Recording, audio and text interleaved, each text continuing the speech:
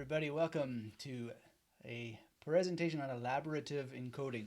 Now, this is a pretty heavy science word, so I don't know how many people will have for this.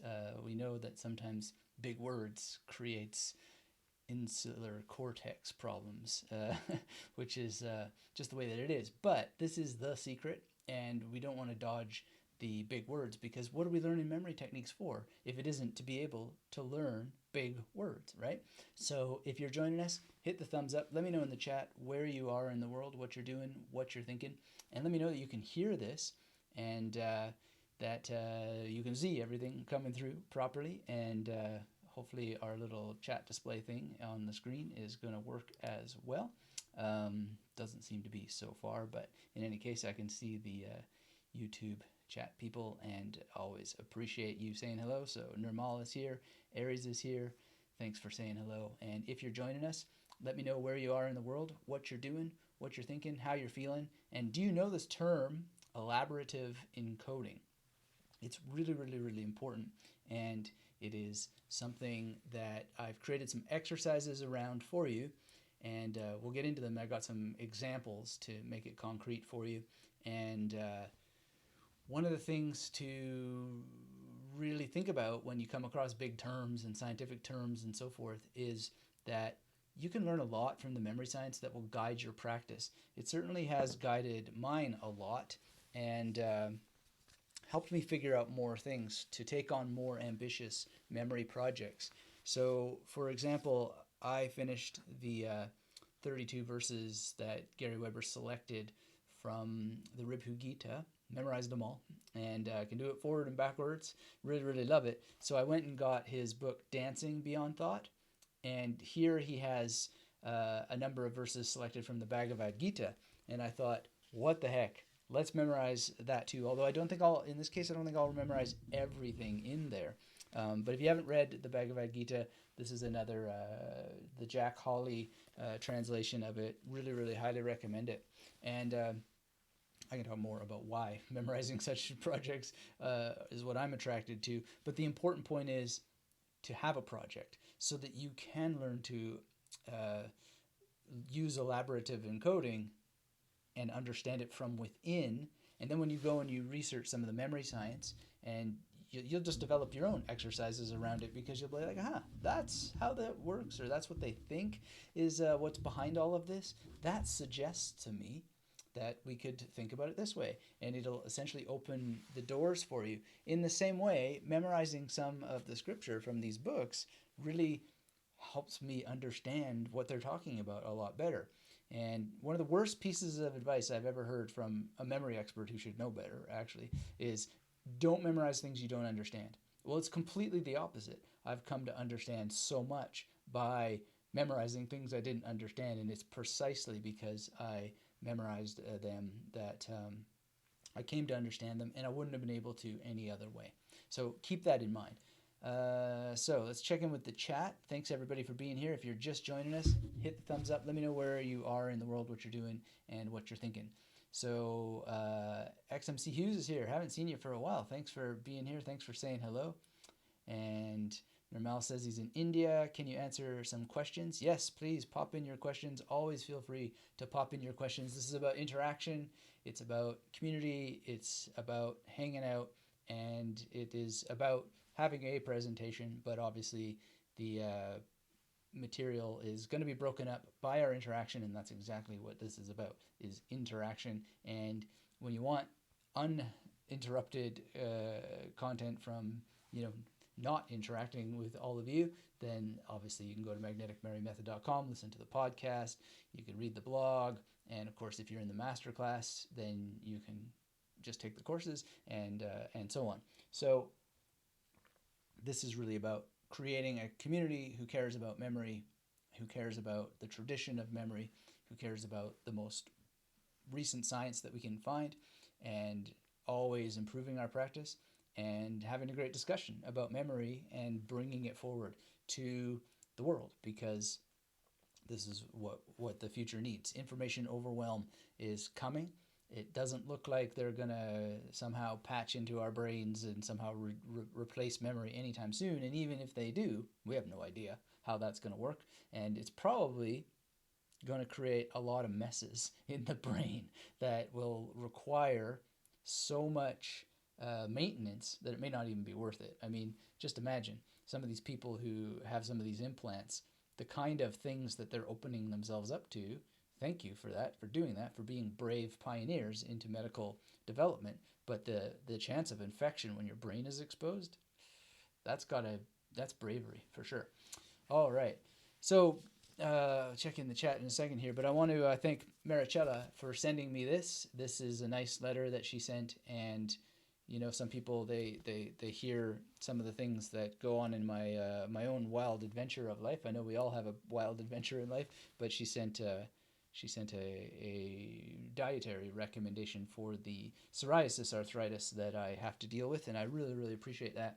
And for people who want to send mail, that's great. The email, or rather the mailing address, is always on the Magnetic Memory Method site. So you can just go to magneticmerrymethod.com and go to the bottom, and there it is, where I receive mail. And thank you, Maricella, very much. I take some of the things that are in your recommendation already, and they've been useful, so we'll explore some of them more. But with my own food sensitivities, there's always the problem of like experiments and whether it's worth it or not. But I really appreciate that more than words can express, and thanks everyone for their concern over the years. All right, now Vincent's here. Hello, Vincent. Thanks for saying hello. Really appreciate you being here. And Nirmal says, what are my views on mind maps? Great, I'll answer that in a second. Estude idiomas from Brazil. Hello in Brazil. Thanks for being here. XMC Hughes says, happy to be here. Been working on mindset to go along with memory from Central Texas. Happy to be here. Great. Thanks for mentioning mindset. Mindset is so much. It really is. And been writing about that. If you follow some of my writings in different areas, that's a big topic right now. And it's one of the reasons why I am so into memorizing some of this ancient stuff, because they had mindset covered. And so I highly recommend, it's all covered here. Dancing Beyond Thought, really, really great. And so is Happiness Beyond Thought and Evolving Beyond Thought. And that's really helped with my mindset in many, many ways. And just reading the Bhagavad Gita is great. And this Jack Hawley translation is quite beautiful. Aries Como says, imagine hacking someone's brain. Imagine hacking someone's brain. Yeah, that's quite something to imagine. I've written about it. There's a Magnetic Memory Method blog post and podcast about the 7, I think it was, if memory serves, reasons why having a brain or a memory implant would suck. And as much as I like Neuralink as an idea, and I think it'd be cool if it's not invasive, I make some jokes about it, and some of the origin of the evil Dr. Forget comes from the evil Elon Tusk, which I'm sure is a reference you might get. All right. So, Nirmal is asking about mind maps. What books would I recommend? Would you all like a link in the chat to not just a recommendation book, but a discussion of the 10 rules of mind mapping?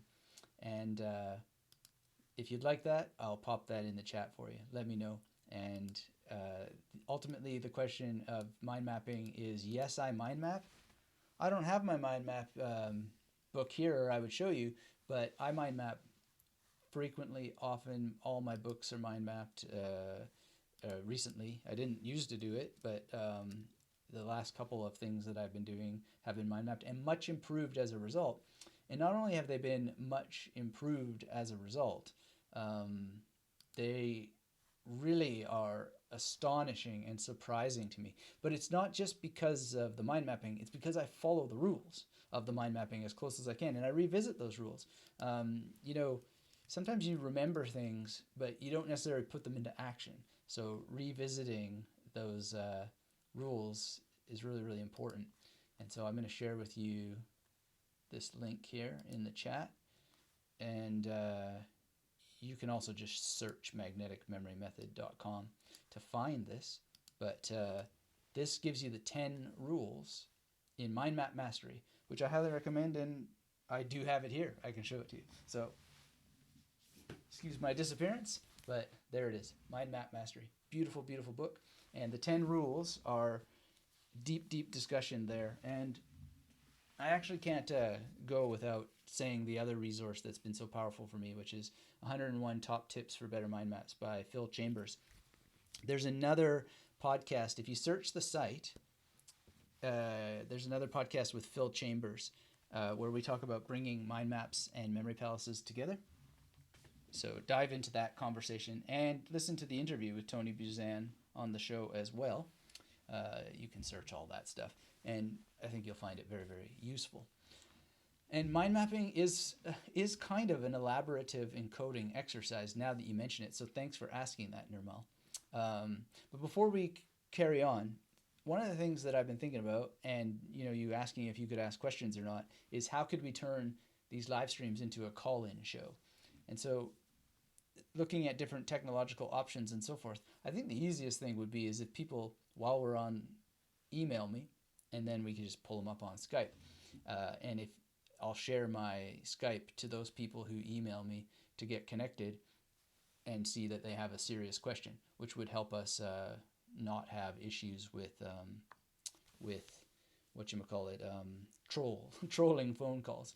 And I used to be involved in a call-in show actually, which was called All the Rage. I wasn't involved in it in the sense of having been part of the show, but was a guest on it, and it was amazing. But when I was when I was actually on the show as a guest, we got trolled, and it was pretty funny. But I figured out that it was actually a friend of mine, and so we turned it around and had a laugh about it. But it was kind of like a little bit weird at first. But anyway, I like the idea of a call-in show. So if you think that would be interesting, if you'd actually call in, let me know. And if you're joining us, do let me know in the chat where you are in the world. Hit that thumbs up. Even if you're watching the replay, get involved in the discussion below. And keep your comments and questions coming as we go through this. And let's talk about elaborative encoding, because this is really super powerful. Super powerful. So what is it? What is elaborative encoding? Well, it's basically linking information that you want to remember, information to be remembered, with existing knowledge, right? So how you do this, and what kinds of knowledge can you do this with? That's the question. And let's think about this. Let's think about what kinds of knowledge first before we think about how to do this. So any knowledge, really, any knowledge that you can elaborate by mentally manipulating things like size, color, speed, duration, distance, mood, emotion, space, right? And then senses like sound, sight, touch, perhaps emotion, and so forth. And so anything that's already in your mind that can be manipulated in this way, then you can take that and elaborate it in such a way that it connects with the information that you don't know. Okay? So what does that look like practically? Well, since I like memorizing scripture and stuff, let's look at some scripture. Proverbs 18:13. Pretty dry information, really. Proverbs 18:13. But I'm going to elaborate it, and I'm going to elaborate it particularly with respect to things like speed, size, duration, and so forth. So the Proverbs part in this case, I don't need to elaborate at all, because it's just known. That's the project, right? But if I had to memorize Proverbs, then I would want to think in my mind what comes to mind. So the first thing that comes to mind is like a pro golfer, right? And then verbs, verb can be hard to elaborate, but I'm thinking of a band like The Verge, I think they were called, and getting an image of them, and maybe they just have a giant bee, right? So this is where it begins. Now, what I did need to memorize here is there's a verse coming up, which is to answer before listening, that is folly and shame. I could look down here because it's on a different part of the screen, but I'm pretty sure that's what it is without looking at it. To answer before listening, that is folly and shame. Should be right. And so I wanted to start with the number, though. So to turn a number into words, use the major system, or the major method as I prefer to call it, because it's not really a system until you create it into a system for yourself. And that's very, very important. That distinction, the distinctions do matter. But we'll go into the major at a different time, or you can look that up and search the website for that to learn the major. The idea is, though, is that I used a number of different images for the major depending on what's going on, but TV is one of them, or the transvestite, from Rocky Horror Picture Show, and so on. And 13 is another image which has several components to it. One of those images might be just the Hoover Dam. One of them might be just J. Edgar Hoover, or one of them might be just a Hoover vacuum. But we can put them all together. And this is what is meant by elaborative encoding in part. It's the elaboration of things. So for a number like 1813, which is not a huge number by any stretch of the imagination, but we're going to want to elaborate this to the point that we can just say off the top of our head, to listen or to answer before listening, that is folly and shame. That's Proverbs 18:13, right? So we've got to elaborate all this stuff together. And one of the cool things is that we can do it in space with a memory palace. And in this particular case, because the actual material for memorizing the number is the Hoover Dam, then we can just use the Hoover Dam entirely as the memory palace. That's a possibility. It's not always a possibility, but in this case, it just sort of makes sense. So if you remember memorizing verse, then you might want to do that. I haven't always done that, but you could. There's a verse I memorized the other day from the Isha Upanishad, and I didn't do that, but I did remember that it's the 11th verse I was memorizing, and it's on page 22 of the Aurobindo translation, and commentary. So that's something to think about, and use it if it does, or otherwise use a memory palace. With the case of that other verse, I had a memory palace. This one not, and that just was evident to me that this could be used. So the idea here is that the TV is being attacked by J. Edgar Hoover. And when we think about things like emotion and size and velocity and speed, those are going to be elaborated. So these are our magnetic images, and then we're going to elaborate them to such an extent that it's pretty hard to forget. So it's not just like this static TV, but it's a massive, bizarre, strange static TV that is being sucked into this Hoover vacuum by J. Edgar Hoover, who is doing it from the Hoover Dam. And it's all just focused in, zoomed in on a number of these characteristics, which in combination are called the magnetic modes. And they're all being elaborated in the mind. And it is elaborate in some sense, but it's also very simple and elegant and fun. And when you get fast at this, you'll be able to streamline this into just a couple of seconds, especially when you're memorizing names, which is one of my fun things that I like to do a lot, is waltz into rooms and just memorize all the names. And you do have to do it in seconds because you've got another person to memorize, and then you're juggling all this stuff, and then finally they introduce you, and then you go and rattle off all their names, and you really do just have seconds. So the more you practice this, the more you'll be able to do that very quickly. So that's just the number part of a verse. I want to say hello to Reclaiming Life with him. Good to see you. Physico's here. Wow, it's windy in Buffalo. Yeah, there's a bit of weather here today in Brisbane also that does involve some wind. Great to see you. Oh, it's always great to see you, Physico. And thank you, Vincent, for the suggestion about Zoom and GoTo. I'm just thinking about the live call on the live streaming rather than any other sort of thing. But since nobody said that they wanted to actually call in, why bother? We got to have some interest and excitement here. So my idea for doing that is not necessarily what people want. And if they don't want it, why think about it further? So let's carry on with this example. And if you're just joining us, let me know where you are in the world, what you're doing, what you're thinking, and how you're doing. And hit the thumbs up, get involved, be part of the discussion. Really good to see you here. And so in terms of the actual verse itself, to answer before listening, that is folly and shame. That was right, I believe, what I said. So we need some more imagery. And here's the thing about elaborative encoding. you don't have to do it for every word. And I really encourage people to focus on keywords and to really think strategically about what you need and what you don't need, and do the elaborative encoding of just what you need. Think about the 80-20 rule. So my images for this were really just Andy, who is someone I don't really know very well, but she's the sister of a friend that I do know quite well, sending an email that is being covered by a bee with honey to the Faulty Towers building. And there's a sort of sense of John Cleese, I think his name was, the guy from Faulty Towers, being shamed, feeling ashamed. That's it.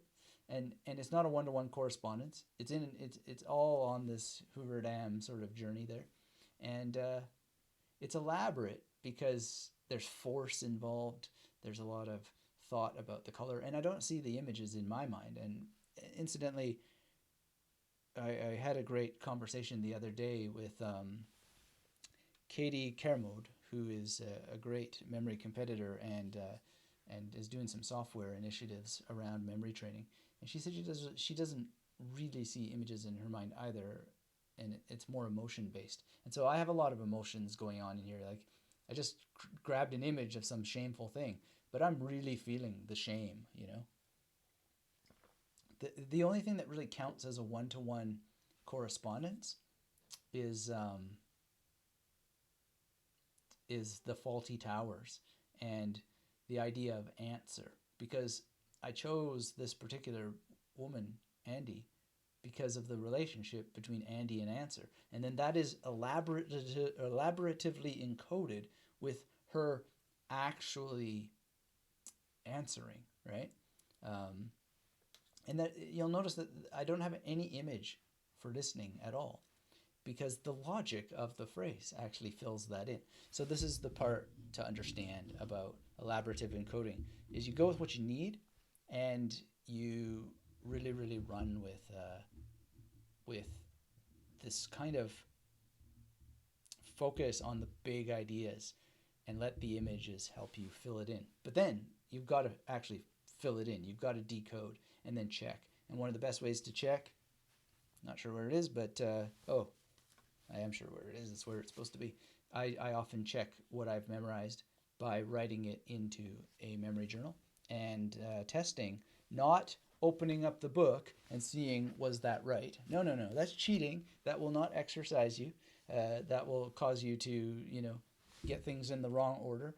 Really, the steps are: bring it to mind, write it down, see if you think you got it right, make any changes you might need to make, and then go and check the book, right? And sometimes you leave space between testing and checking, because the more space you put around it, the more exercise your brain is getting, and the more you're removing yourself from any sort of, well, I need an instant reward sort of thing. The practice is the reward.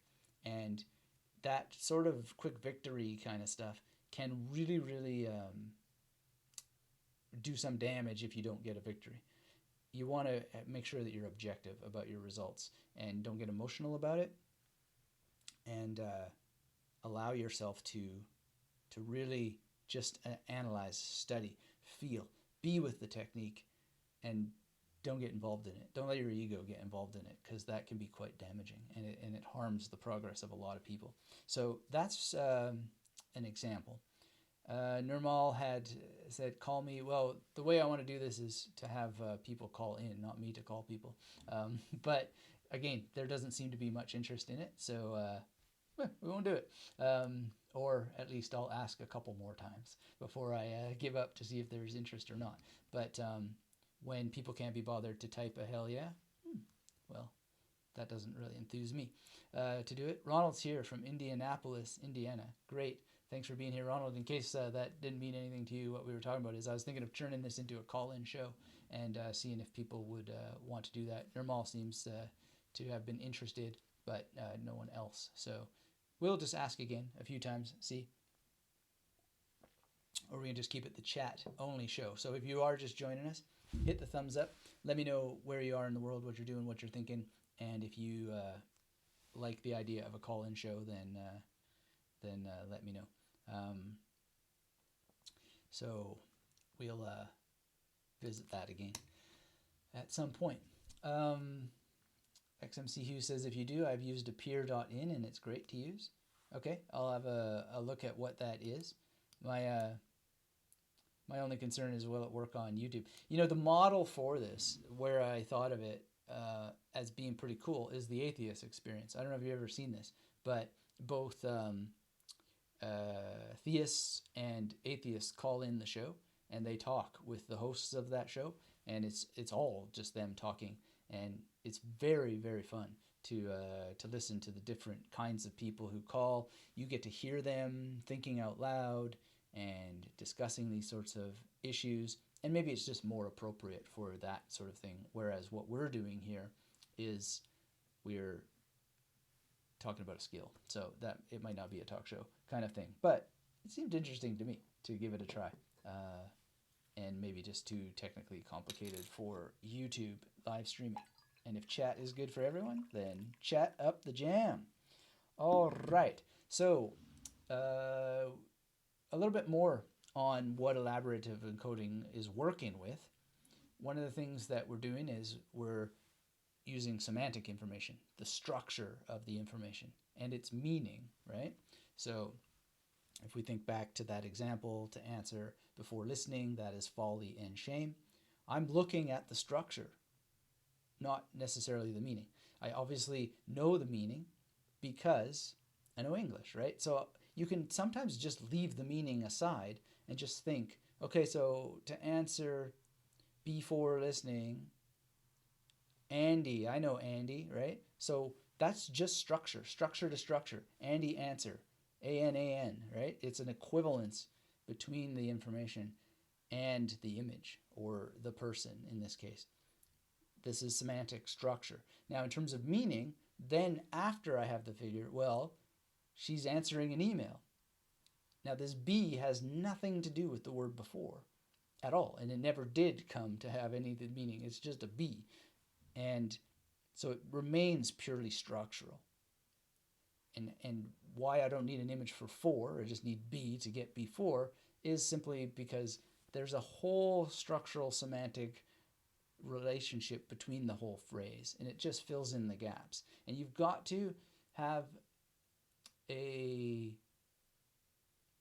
willingness to experiment in order to get yourself to experience this filling in of the gaps. And how do you do it? Well, don't be a perfectionist about these techniques. Make sure you have real good memory palaces. Make sure that you just keep practicing. Take it one sip at a time, as I always like to say. Study these techniques, implement the techniques, and practice with information that will improve your life. And that I'm not a Bible person, but that little quote has improved my life, and I knew it would just looking at it. I was just sort of looking for a Bible example to memorize, to explain some things to people who were working with the Bible. And I was like, yeah, that actually is something that's not only worth knowing, but it's damn worth knowing. So I memorized it. And the next thing you know is, because it's in memory, well, it starts coming to mind. And the more it comes into mind, the more it can guide your life. Likewise with what I've memorized from the Ribhu Gita, and now what I'm working with in the Bhagavad Gita. It's just, wow, it just changes you so much. And why does it change you? It's because it's now part of your cellular matter. It's changed your chemical structures of your brain. It's amazing. It's amazing. Hello to Love Music. Good to see you. Thanks for saying hello. Thanks for everybody who's being here and active and engaged. Always love the chats with you, hanging out. Physico says, Anthony, do you believe in the illusion of meaning? You think that meaning doesn't exist and it is created by humans. I don't know what you mean by the illusion of meaning, but I will say that everything is an illusion to a certain extent, simply because we're moving through time and the solidness of anything is illusory in the sense that it's gone almost as soon as we notice it, if not before we notice it, because we know the brain doesn't actually notice things in the time that we feel that we notice things. So that's one thing to consider. Everything is an illusion. That's what a lot of the people say, the word that they use to explain the fact that there's nothing real other than the present moment, right? Because the future hasn't happened yet, although Gödel thought or had some thoughts at some point in his life that perhaps the future actually did already exist, which would mean that this table is already there 10 minutes from now rather than coming into being. So therefore it wouldn't be an illusion in that sense. But there's problems there, right? Because I haven't gotten there yet. I'm not in 10 minutes from now to perceive it. Or am I? Has all of time already played out and we just happen to be traveling along this and observing to the extent that we actually do observe anything? Well, that's a good question. That's an interesting question. But we're going to really find that those mind puzzles, they really don't lead anywhere at the end of the day. Nobody has any kind of conclusive statement and demonstration that has done much yet. They might in the future, but for now, we just have really uncertainty about the realness of anything, except for the fact that suffering seems to be very, very real. And is the meaning of it an illusion? Well, no. People put meaning on pain. I know I used to all the time, but a lot of these meditative practices that I've done have taught me how to not give meaning to pain. And again, thanks to Maricela for sending this, and I don't suffer nearly as much from this, not only because I fixed my diet that was causing the problem, but also just changing attitude towards pain and really seeing pain as an illusion. Now, the other sort of thing about your question is meaning created by humans? I don't think meaning is created by humans quite in the way that question leads me to say, but there's no reason to believe that meaning exists without humans here to perceive it. And we don't know really that much about meaning with animals, but a great book that I read is called Gifts of the Crow by John Martzloff with illustrations by Tony Angel. Gifts of the Crow, it's called. Pretty sure those names are right, John Martzloff and Tony Angel. And they're demonstrating not the meaning of what crows might have in their lives, but they're showing some similar relationships, but how that they behave in terms of, are they really playing tricks that they take joy in, pleasure in, or are they just responding to evolutionary advantage that playing those tricks gives them in terms of getting more food or whatever? Likewise, are they really mourning the death of other crows? Or is there some sort of evolutionary reason that they're doing that gives them an advantage to signaling and seeing others signal that someone has passed? And then we can think about how that relates to our own behaviors around death and so forth.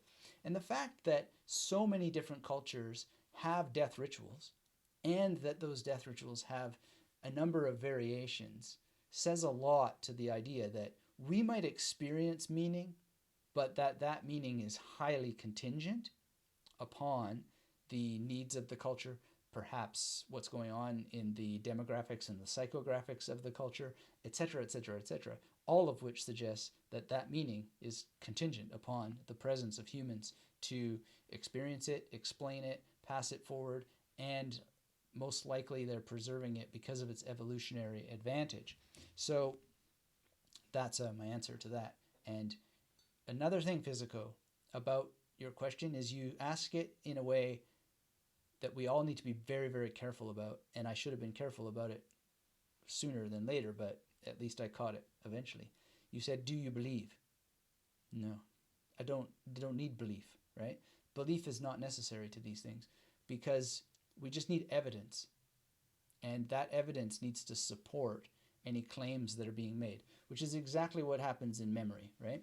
You memorize some stuff, and then you get it back 100%, 98%, 95%, or whatever. It's the perfect science because you bring it back, you create the evidence that you've effectively memorized it.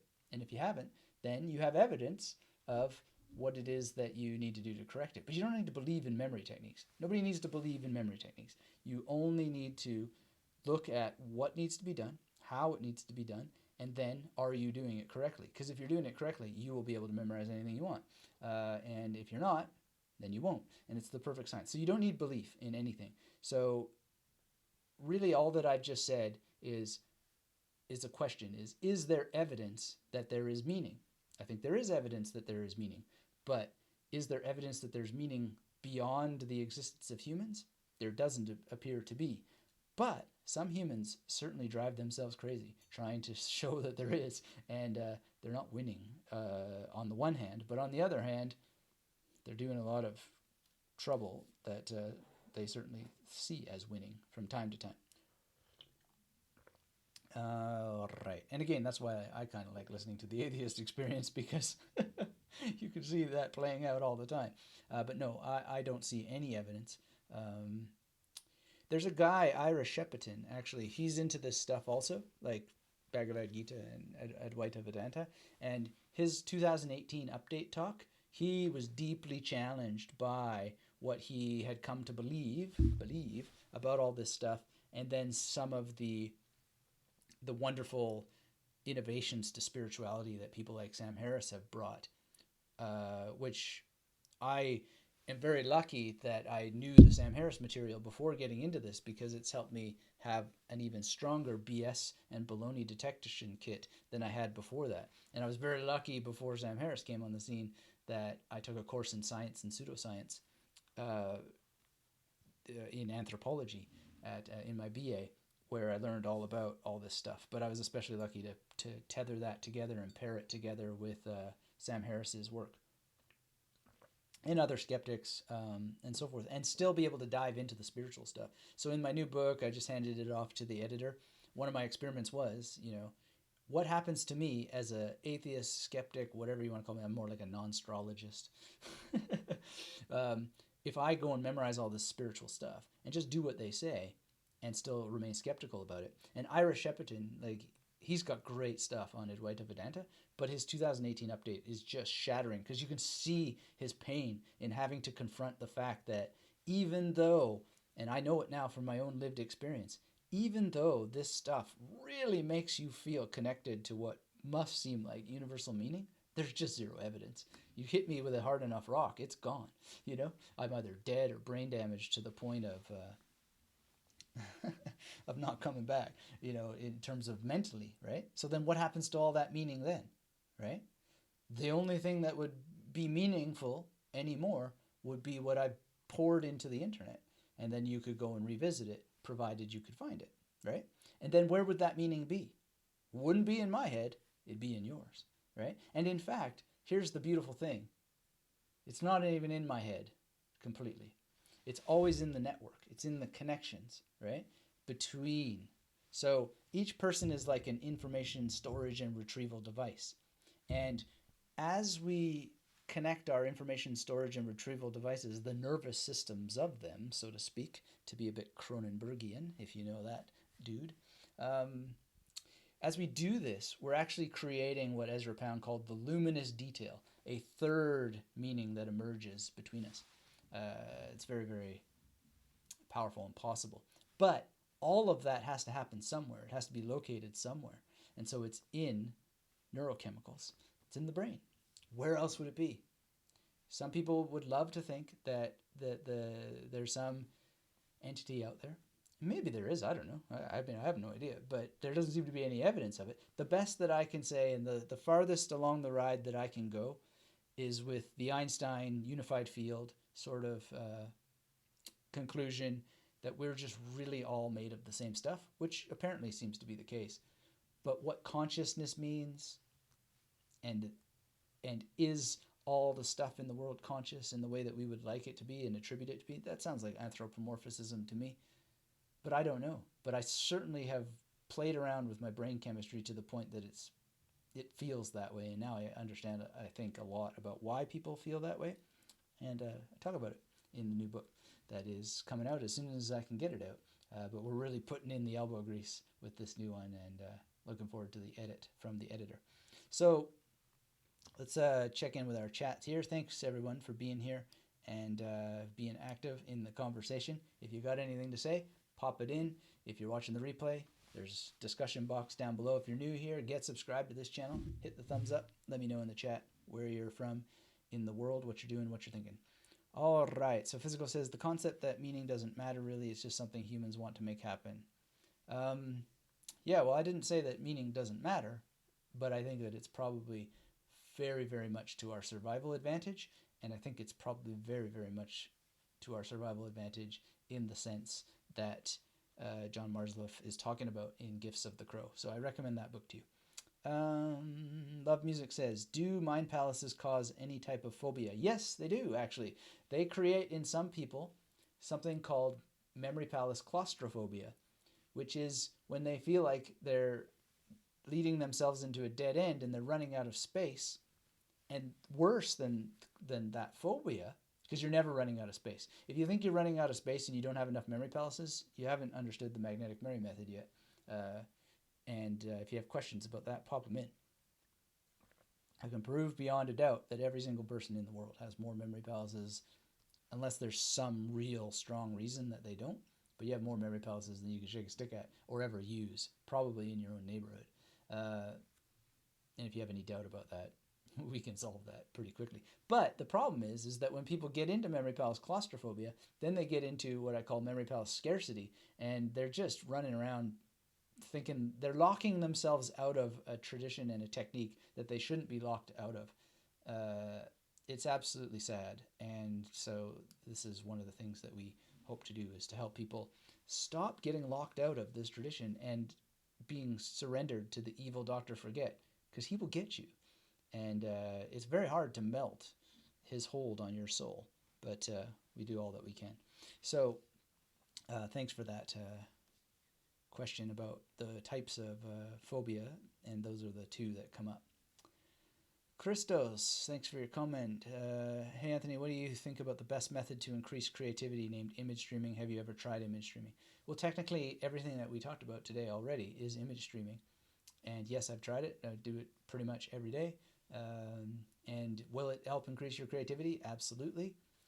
One of the issues with creativity is that it's not what people think necessarily. A lot of people think that creativity has to do with creating new things, but that's not really what creativity is. So if we go back a couple of slides here and we look at this, well, I was creative in coming up with the idea of linking J. Edgar Hoover with a TV on the Hoover Dam, right, with a Hoover vacuum cleaner. But none of that was created by me. That's just stuff that exists in the world. Here, Andy, and maybe I'm a bit creative in terms of getting a bee to put honey on here, but Faulty Towers was not created by me, and I'm putting it together.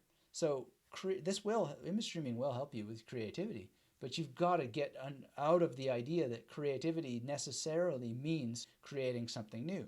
I was just speaking with the editor of my forthcoming book, and we were talking about how can we help make this more clear for people? And the whole idea of Garfield, I think it's called Garfield minus Garfield, came to mind.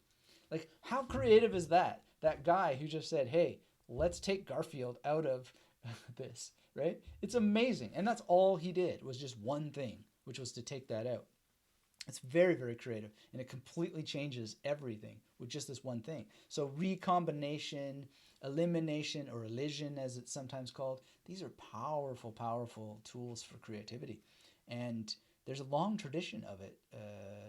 So there's something called the Oulipo movement, where they did things like, Georges Perec, he made this novel called Avoid. And Avoid it's created, it's new, so to speak. But the gimmick of the novel is that he never used the letter E. And he wrote it in French, and it was translated into English, never using the letter E. But if you read it, right, it's filled with all kinds of puns that cause you to sound the letter E. So, for example, a lot of the events in the novel take place at 11:11. But they're represented by numbers, so the letter E never shows up in the novel, but you hear the sound 11:11 when you read it. So this is really clever and very creative, but he's just playing a game with the features of language. So that's quite something. But understand that creativity is not necessarily requiring you to be creative. And look at the success of the Marvel Universe in the last, 10 years or whatever.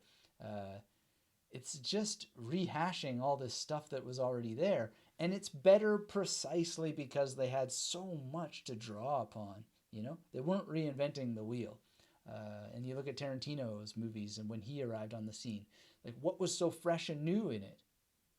Well, not as much as you'd think, because he's just mining this wonderful resource of existing cinematic tropes and remixing them, putting a new gloss on them, etc., etc. And he's super creative and he's genius, and I'm not diminishing his genius, but so much of it is what is in actually what Jordan Peterson would call nestic memory.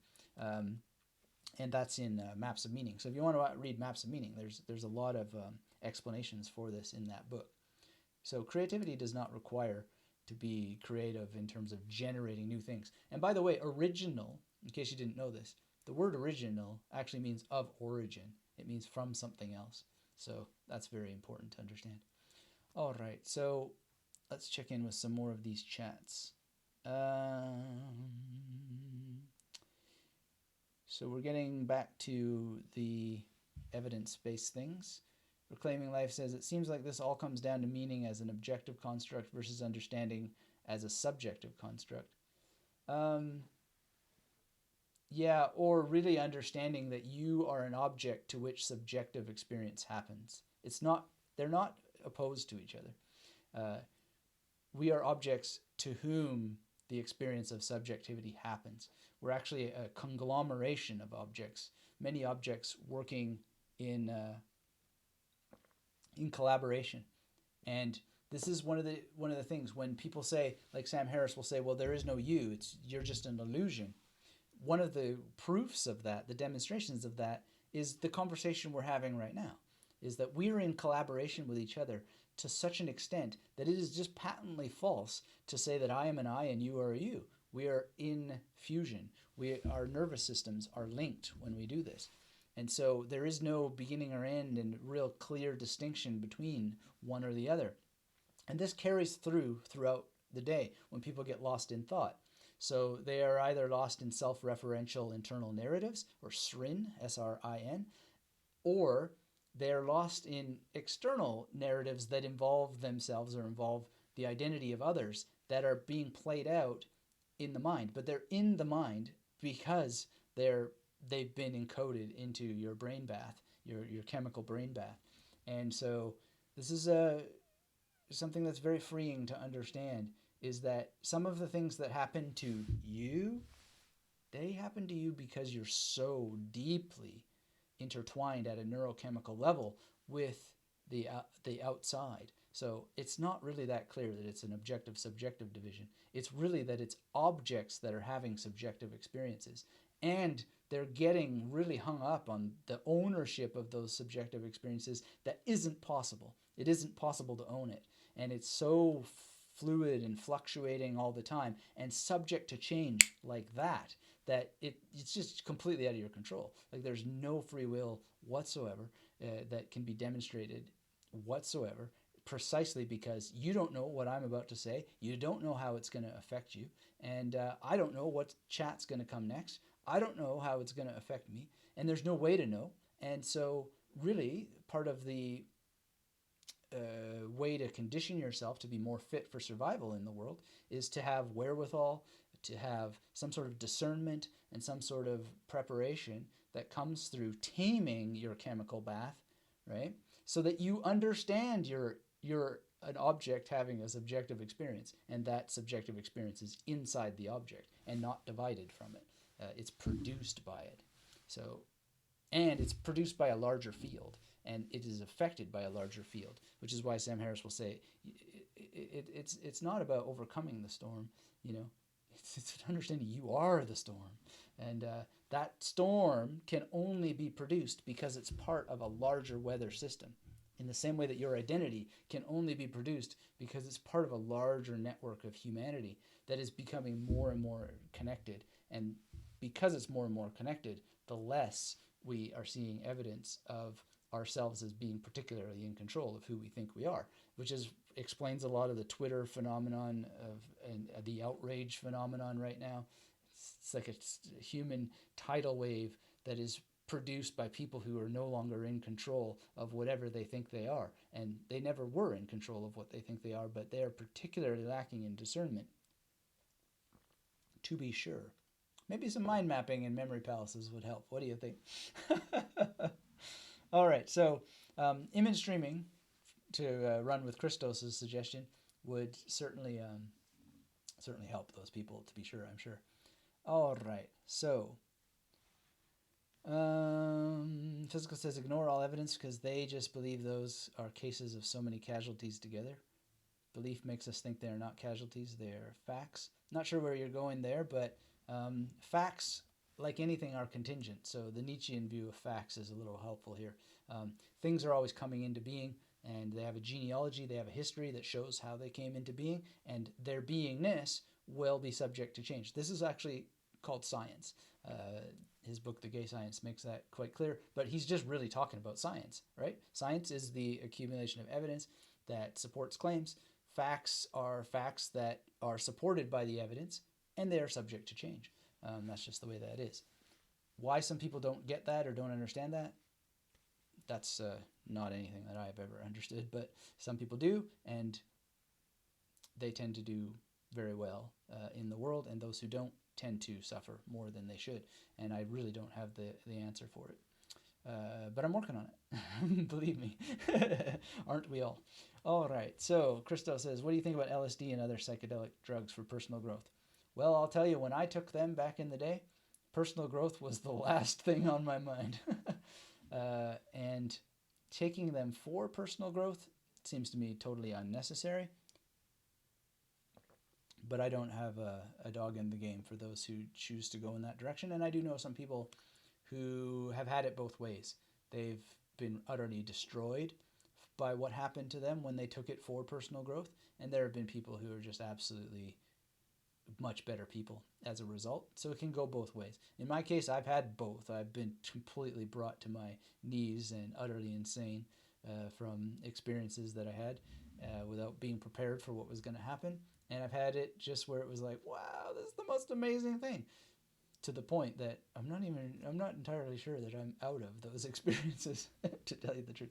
But here we are in what appears to be 2019 on a live stream, and I'm in outer space talking to strangers. Some people who are less strangers than others, but very few people have ever been on a live stream that I've met personally, and it really feels like one big trip, whether it involves drugs or not. And one thing I can tell you that's very interesting is Gary Weber talks about how he's never done any of these drugs, and I have. And in my mind, what's happened as a result of working with his suggestions and following them very closely, to the point that I wrote a whole book about it, this is way better than the psychedelics. What ends up happening from memorizing and doing the chants and meditating at a deeper level. The only thing is that I have so many years of meditation that I think what his books train happened to me faster than it might happen for other people, because they don't have compound interest with so much meditation. But having been in both worlds, and I did do a lot of these drugs when I was a teenager. I talk about it in the book. This is way better than any of the best acid I ever did. And I did some good stuff, I must say, and had some pretty interesting adventures. But to your question, I really can't say, because I never took it for personal growth. I didn't even know what personal growth was at the time. I was just a dumb teenager. All right. So let's get into some of these chats in a minute, and keep them coming. I really appreciate them, and I see some very, very compelling topics to talk about. But just to keep on the elaborative coding thing for a minute here, we want to think of elaborative encoding in semantic and understand what semantic information is, and really, really know the difference between structure and meaning, because structure and meaning are two independent tools. And then we want to think about echoic, which means sounds. It can mean imitating sounds literally or using onomatopoeia in some sense. And this happens a lot in what I do in terms of encoding. This example was not a particularly good one with Proverbs 18:13, was it? Yeah, 18:13, because there's no need for that. But sometimes there'll be like a sound or some sort of onomatopoeia. But you want to see that sound, like structure, so semantic structure and meaning do not need to have the level of sound involved in it. So sound is its own tool that is separable, and we can think of it as its own tool. And that's basically the point here. So just as you can elaborate structure and meaning, you can elaborate sound. You can also elaborate images. You can elaborate things that are feelings. You can elaborate a number of different layers of mental representation. You can also elaborate self-other references. So a lot of people, when they make their memory palaces, they'll see themselves in their memory palaces. This is something that I rarely, if ever, do, bordering on never. But you can think about it. Do you use yourself? Do you refer to you? Do you refer to I? Do you refer to other people? Or do you do both, right? And you can elaborate them. You can elaborate how those images interact in the ways that we've said, with speed, size, velocity, duration, force, having objects, and so forth. You can also elaborate the organization itself. So the memory palace is a form of elaborative encoding. So is having an alphabet image list. So is having a 00 to 99 PAO. There's like elaboration inside of elaboration. Number shape, number rhyme. Thinking as we do in the masterclass about the memory palace in terms of the constellation. This is all an elaboration of organizing space. And if you don't think elaboration and organized space are important, then I'll remind you that St. Thomas Aquinas in Summa Theologica tells us that the mind favors organization, and the evil Dr. Forget loves to prey upon those who would learn but refuse to organize information spatially. And he will get you in the end. So watch out for that. And you don't have to take my word for it. It's in the Summa Theologica.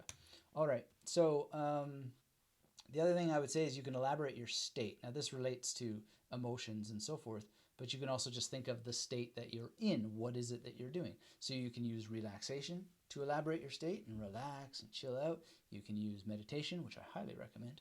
You can use breathing exercises, which we talked about in a recent video on YouTube. Anybody see that video with the memory demonstrations that I was talking about and the tips that I gave about using breathing to relax yourself? Let me know in the chat if you saw that.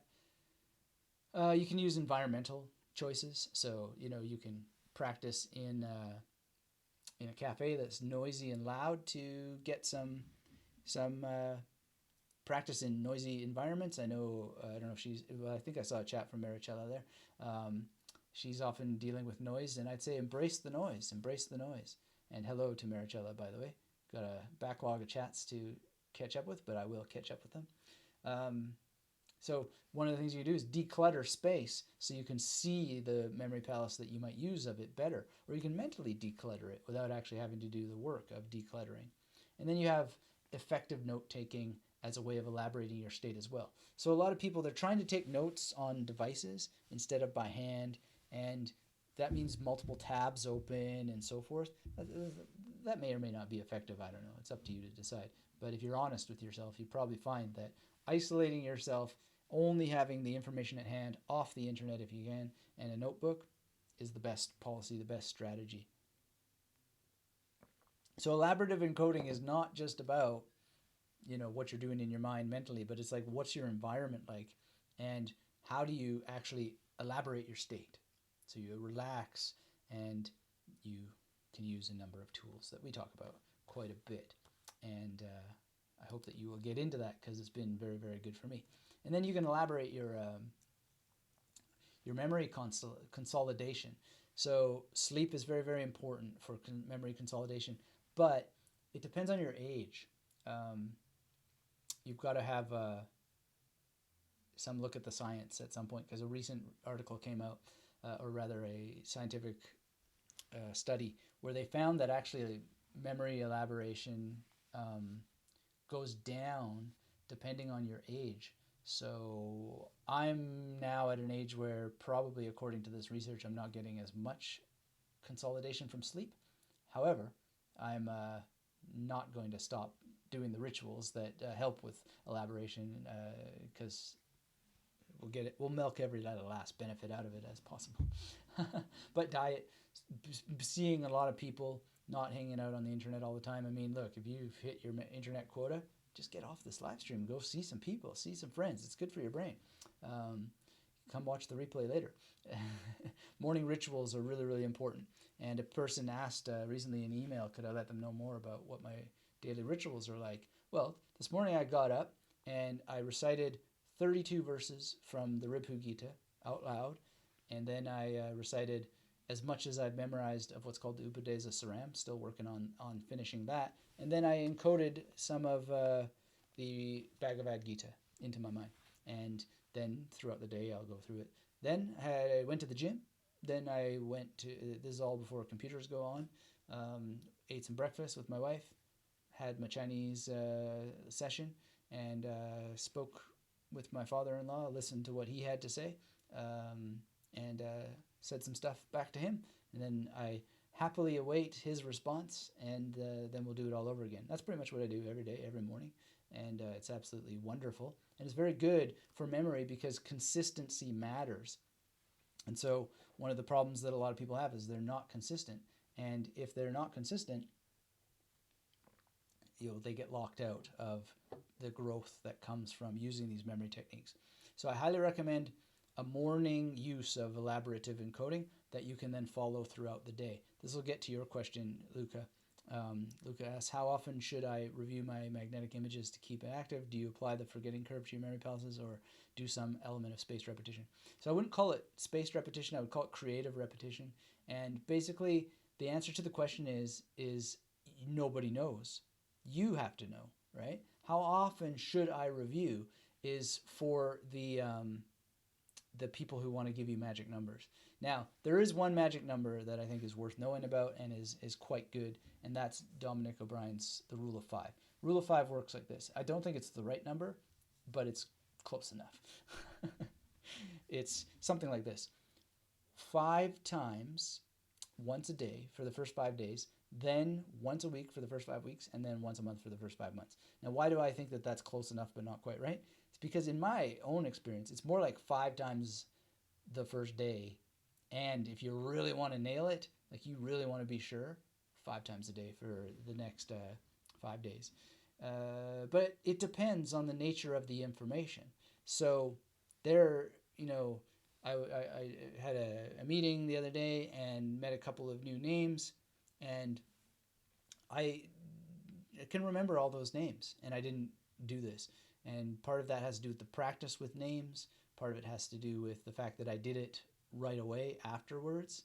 But I'm probably going to remember those names without having to do a lot of repetition. But in terms of foreign language vocabulary or so forth, definitely want to do something more rigorous than the Rule of Five, for sure. But it then also depends.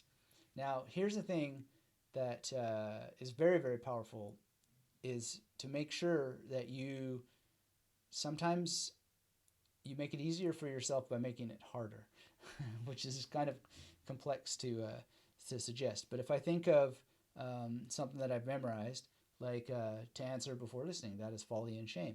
One of the things to do to get the forgetting curve out of your life and to really, really make things rock solid is to think through it and go to, before, that, folly, shame, and then go back and do the other words that you missed, right?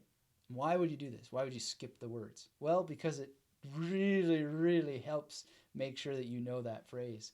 And this is for foreign language vocabulary. It's for everything. And why that it works is because you're giving primacy and recency to every part of your memory palace, every part of the phrase. And it reduces the amount of repetitions that you need sometimes. So the rule is that there's no answer to the question. There are no magic numbers.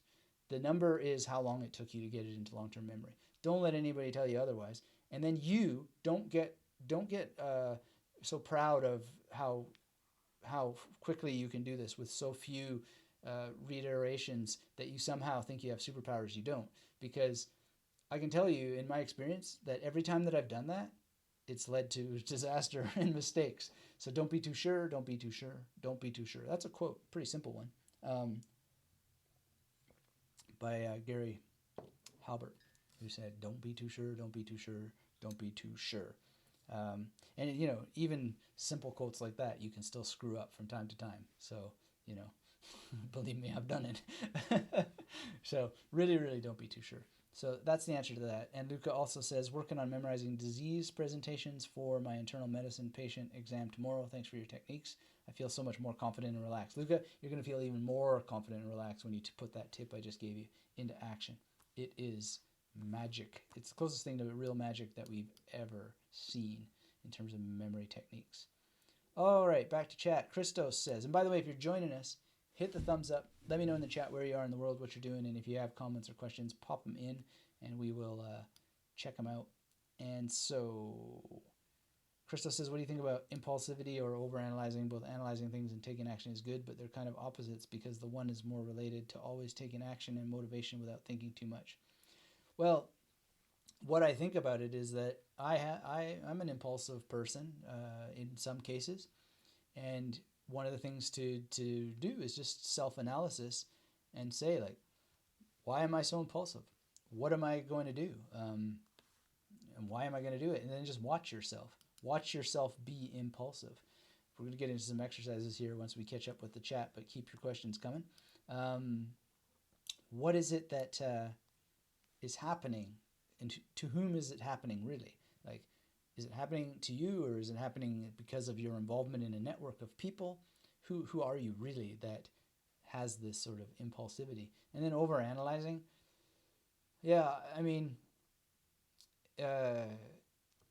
just again, the same thing. Observe yourself analyzing. Are you really overanalyzing, or is that your strength? Is that your power? Some people will vilify the beautiful thing that they are when it's really not causing any kind of problem for you. The question is really at the end of the day, and I think it's the most important question anybody can ask themselves, is do they really want the things that they say that they want? Or are they content to just fantasize about it, right? Because that's just the way that a lot of people are, is that they're having way more fun fantasizing about having something like a better memory or being a billionaire or whatever. And they don't want to actually overanalyze the details that will get them to actually getting that, because it will take analysis. Other people are like super good at analyzing, and then they get so into the analysis that they never take action. And really just by observing, well, when is it that I know I could be taking action, but I don't? Then starting to use that analysis to create clues that could help you get over the hump and move forward. That can be quite good. In my own case, if anything, I take action without enough analysis, but I'm doing that more and more. And it's like normally in my book that I just finished writing, I just be like, okay, publish it, you know? But now I'm just like actually getting an editor to go through it, not just look for typos, but develop it, develop the structure, the flow, the placement of the different ideas so that it is. But I'm not doing the over-analysis myself. I'm handing it off and just said, look, these are the goals of what I wrote. This is what I was trying to accomplish.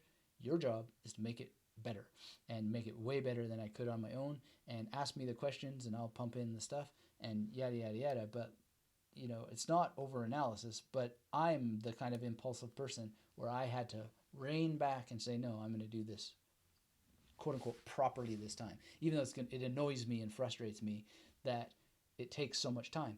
But then this is where the exercise of self-analysis is really, really helpful. Is I say, who is it exactly who's annoyed and frustrated, right? Because it's not for me, it's for you. I don't need to write a book for me to read, right? I need it for you to read, or, you know, it is needed to be read by other people to whom it's there to serve. So when you take yourself out of the equation, then the impulsivity disappears. Because if it was really for you and not for me, then there's nothing impulsive about getting it out there and publishing it that's worth spending the analysis, the time, the extra elbow grease. Even if people end up hating it, I'll still know that, at least we gave it the good old college try and removed it as being something for me to satisfy my impulse to get another book out there as quickly as possible, right? No, it's much better. And I went through this because I just was like, oh man, I got to pay this guy so much money to da-da-da-da-da, and then I got to wait for da-da-da-da, and this like mental junk, blah, blah, blah, blah, blah. It's just like, publish the damn book. No. You start to think about like, who is this who's having this conversation? And who is the book really for? It resolves a lot. So analysis, be gone. That's pretty much my story there. All right. Physical says, so creativity is all about generating new connections between things that already exist. So creativity exists wherever new memories are created. You got it, Physico. That's exactly right. Thumbs up for Physico. And Physico says, I'm saying that no evidence proves claims to us. Belief makes us think they are facts based on evidence or not. No one can point that evidence. No one can prove that evidences are not a bunch of causalities together. Belief helps. I disagree, but I don't want to get in the weeds of that because the reality is that belief doesn't help. Belief is a poison sickness that is really, really going to be gone. It's already on the way out. We built machines that are so data oriented, and I think that probably one of the reasons why we've done it is because we see the evolutionary disadvantage of irrational belief for the long-term survival of the species. Belief is not needed, and I don't know what you mean by casualties together, or causalities better said, but yeah, belief doesn't help. What helps is what things are true and knowing how to verify that they are true, and the time for belief is over. And it will be rubbed out. The machines will rub it out. The machines are rubbing it out as we speak. We designed those machines. There must be some there must be something coming that is going to, it's not necessarily going to be pleasant for all people, but those who really are on the side of rationality, they're going to come out on top precisely because they have the wherewithal to not get tied up in the irrational beliefs and things. And anyway, I said I didn't want to get in the weeds of that, but let me know what you think nonetheless. Christo says, Anthony, I'm Greek and it's kind of hard to find similar words as many Chinese words, so it can take longer to do memory palace for these words, and then I easily forget. Right, well, now this is that question again. To whom is this problem happening, right? Hard to find. This is a story that's emerging in your consciousness. What could you do to tell a different story, right? Could you change it into my adventure is to find, right? Or whatever the case may be. Just don't tell yourself that story and see what happens. See what happens if you take a different approach. And do you need to have similar words? The example I gave today here, the precise reason I'm giving this presentation is to show you that similar words are a tool, but not the only tool. So we talked about the structure and meaning semantic differences and how we can break up those tools as opposed to the echoic or the auditory. Similarity is not the only game in town. So try to break yourself out of this story. And your next question is how to treat memory palace phobias with closed palaces or places that you don't want to ever get in again, and then give you anxiety. All right, so this is somewhat related, as I see it, right? Is because this kind of way that we pose the question is the problem. There is no problem. It's the way that we pose the question. And this is very, very important to really dive into and help yourself fix. Is how is this a problem and to whom is it a problem? That can be a bit of a mental puzzle maybe to start to apply. But when you catch yourself in a problem, just ask something very simple, which is, to whom is this problem actually happening? Look for the person. I mean, literally look for this person. Where is the I to whom this problem is happening? It's a bizarre exercise, I'll admit it, but give it a try. Give it a try often. And I think you'll see that it really helps you. And then get rid of that person if you find him, if you find that person, and then just focus on the task at hand and turn it into the adventure that it is, because it's a blessing and an honor and a privilege to even have these techniques, to even have information, to even have a brain that is capable of doing this. And just dive in. Don't make it a problem, and find the one who is.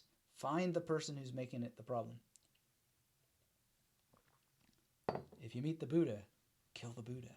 It's really the way that it works. Now, in terms of memory palaces and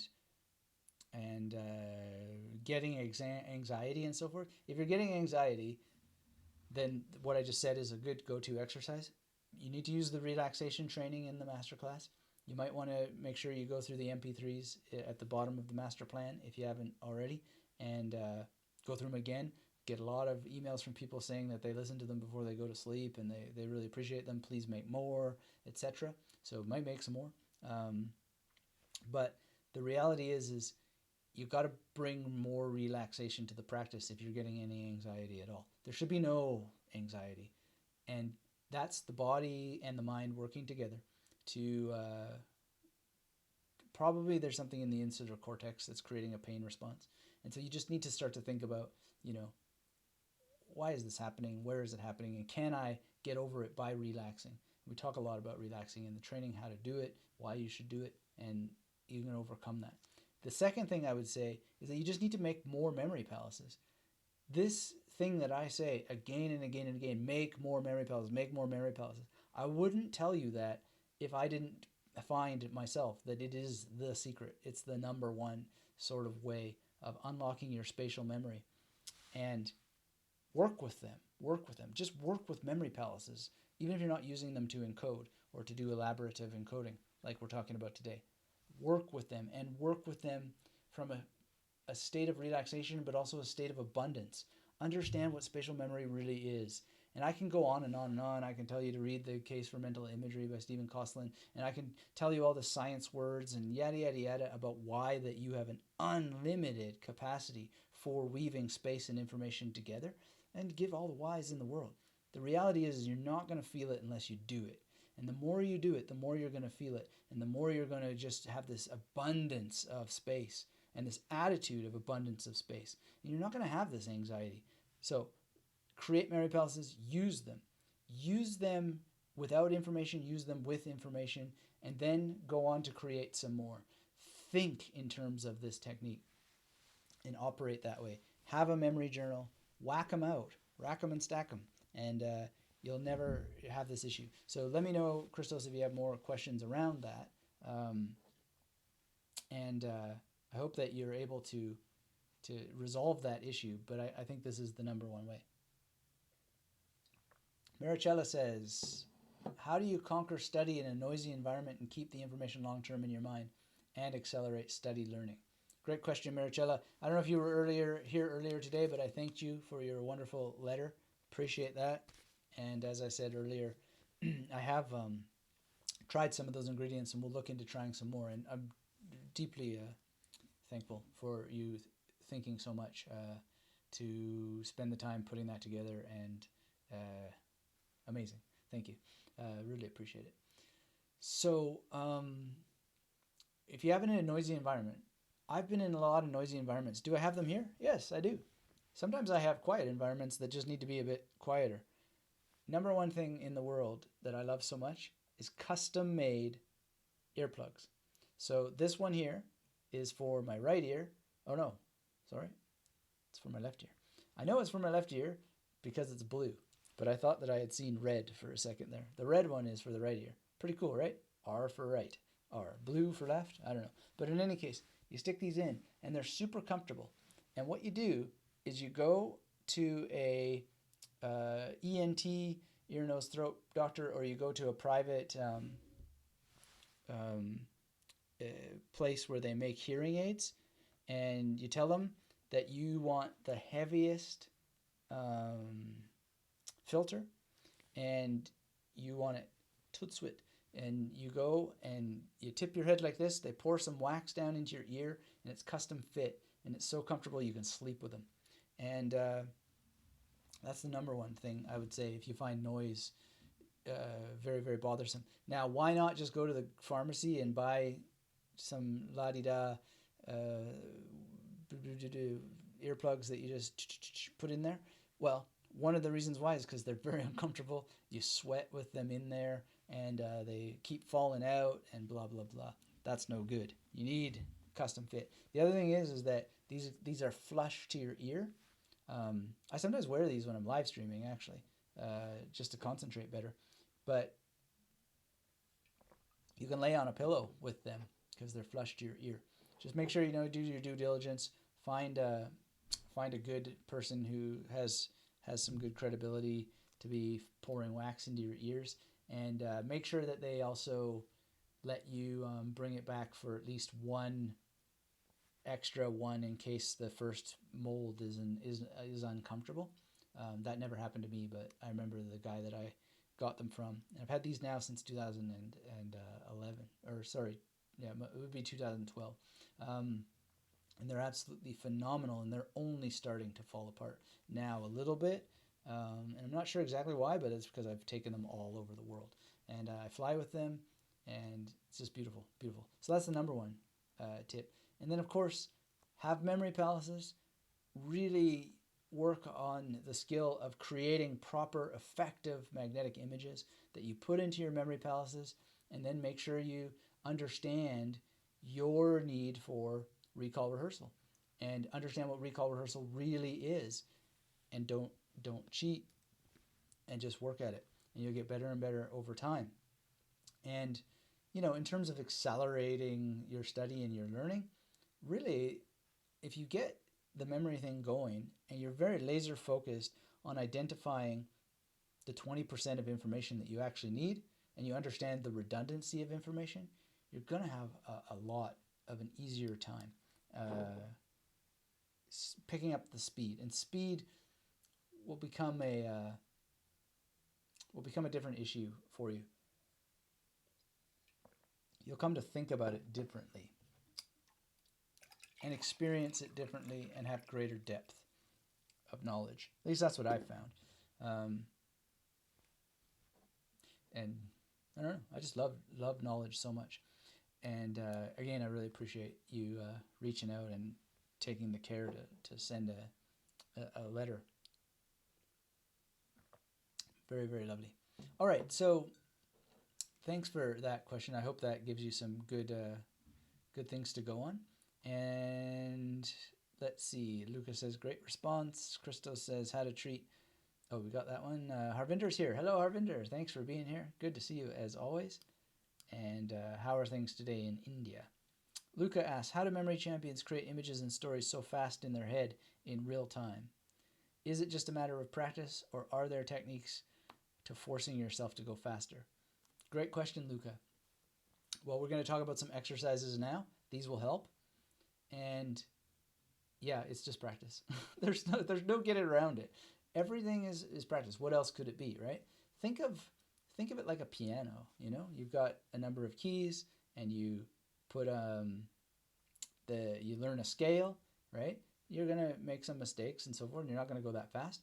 But if you practice, before you know it, you'll be like, I mean, I don't think I have to grab the bass to demonstrate this for you. But there are some things that I was quite slow at, and now I can just be like very fast. One of these days we'll do a music live stream, and I'll play for you and demonstrate this. But really, it's not just practice, but dedicated practice. That's a way to think about it. And I gave an example of dedicated practice with the word suppression suggestion earlier. All right. So who's ready for exercise number 1? This is a wake-up call. Let's pop into the chat if you're ready for the first exercise, and catch up with a couple of other chats that have come in here.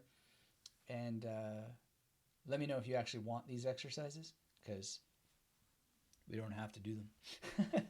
Let me know in the chat if you're ready for some exercises. Christo says, is it wrong if I do my memory palace more like a story and not so much spatial based? Like I add fiction and it's fun. It also creates more curiosity for that environment once I visit that place again. There's no wrong. What matters is, does it work? So give it a try, and absolutely you will find the answer from putting it into action.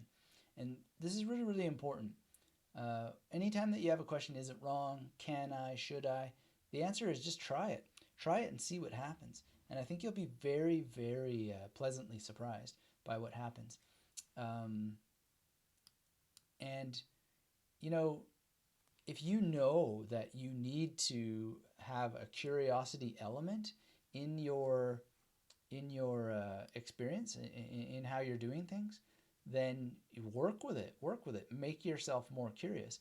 I find that I don't need this at all. In fact, anything that is getting in the way of just this is the memory palace is just an annoyance, and I try and strip it out, because I don't want to be.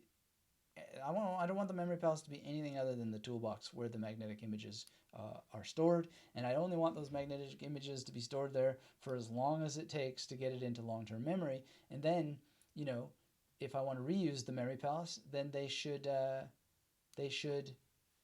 be as useful as is needed in order to you know, go away after, or they can become useful again for compounding if that's the case.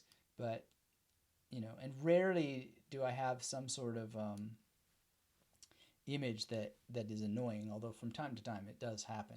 So you got to be selective in what you're doing and how you're doing it. So I hope that helps you out. Just try it, see what happens. And if you know that there's something that makes it more interesting and more gripping for you, then go with it, use it. That's very, very important. All right, so nobody is interested in these exercises. Oh my God. I guess I'll do something else and just wait until we hear from a couple people that they want those exercises. Let's see. I'm just not going to give these ones away. These are too powerful without a few people chiming in that they want some exercises. Interesting. Let's see. All right. Oh, wow. A review copy is coming to me of a book. Very cool. Got some new people in the masterclass. Very cool. Got some junk mail. Very cool. That's not junk mail, but it's close. All right. Christo says, let's go for the exercises. Okay, there's one. But seriously, I'm looking to see if there's any mailbag. I'm going to give these exercises. Tammy says, let's go for the, did I see something from Tammy? Where did that show up? I got this new setup here. I'm not quite used to using it. Not sure if I'll ever get used to it. Oh, I missed something. There was something I remember seeing about Sherlock Holmes here. Love Music says, do you feel like you have become just like Sherlock Holmes? No, and I don't really, I don't gel with the whole Sherlock Holmes story. The Mind Palace is, the Mind Palace is, as it's presented in that series, is not quite what we're talking about. But certainly, and you know, he's just, I don't think he's the virtuous character that a lot of people think he is, but in any case, no, I don't feel that way. But thanks for asking, Love Music. And Tammy, thanks. I see now where I can see your chat. Great to have you joining us on Facebook. I was wondering if it's worth it to be also streaming on Facebook, and you have answered that question. Thank you so much.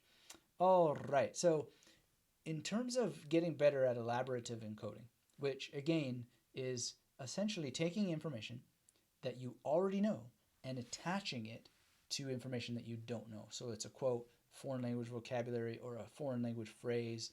It's a number, it's a fact, whatever it is, right?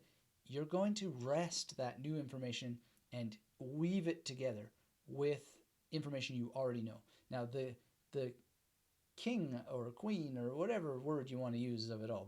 The mothership of the things you already know is the memory palace. So if you don't have a memory palace and you want to learn how to make memory palaces, make sure you take my free course. It's always talked about in this thing when we're not talking about swag there at magneticmemorymethod.com/YT. It'll help you create these memory palaces. It's the most powerful tool for elaborative encoding. It's like your canvas that you're going to paint on. And then just to practice your encoding, your creation of images, here's an exercise for you. And you might want to take some notes so you don't forget this because it's here now. Now is the time. You want to take a number of non-visual concepts. Let's just start with something challenging, all right? Dive in and feel the challenge. Observe yourself feeling challenged if you are challenged, and just go with it anyway. It's very, very important not to resist challenge. If you don't get challenged, you don't grow. So dive in, embrace the challenge, even if this seems a bit unusual. And non-visual concepts are really, really good ones to work with. I just naturally had to do a lot of philosophy when I got into memory techniques, so I didn't have any choice, but I sometimes do this anyway. And as Ari says, calculus. Yeah, great. If there are concepts in calculus, that's what I mean. So the things that come to my mind are things like justice, truth, economy, things like this, right? And then you want to make associations to them in a memory palace and elaborate the associations and then test that you could remember them. So let's say you get a list of 10 words. Just keep it simple. If you don't think you can do 10 words, then do 5. But try to pick a number that you think you can actually do, and then do maybe a little bit less than that, just so that you're being challenged, but you're not being challenged over the top. So this is very, very important. So then you've got your list of 10 words. You got a memory palace with at least 10 stations. Again, if you don't know how to make memory palaces, get the free course at magneticmemorymethod.com/YT. And maybe I better pop that link in the chat for you all. It'll not show up on the Facebook chat, but I can get you that link later if that you would need it over on Facebook, Tammy. And or you can just go to magneticmemorymethod.com also and take the free course on any of the pages you see there. And so what it means to make associations in a memory palace is, take a corner of a room, take the word justice, and if you guys want to throw in any words that you think are non-visual concepts, you're going to think about what is it that is a image that I could use here, thinking about semantic and echoic differences here. So there's structure, meaning, then the sound. So I met a guy named Justin the other day, and I just saw the Sword of Justice. I'd actually met him before, but when I first met him, I saw the Sword of Justice. So Justin has no real meaning, but justice does. And so what is an image for justice? Well, you might think of And Justice for All, the cover of the Metallica album. Or you might think of a Sword of Justice, like I did. Think about what you would think, right? Maybe you know someone named Justin that you could associate with justice. Maybe, you think of a concept like just in time, and then you think about the concept just in time, and then you think of a movie. I can't actually think of the Nick of Time. I think it's called Nick of Time, this movie that had, I think John Voight was the bad guy maybe, and Johnny Depp was the hero. It was kind of like a Hitchcockian movie, Nick of Time. Anyway, so see, we're elaborating here, right? And maybe even go a bit further.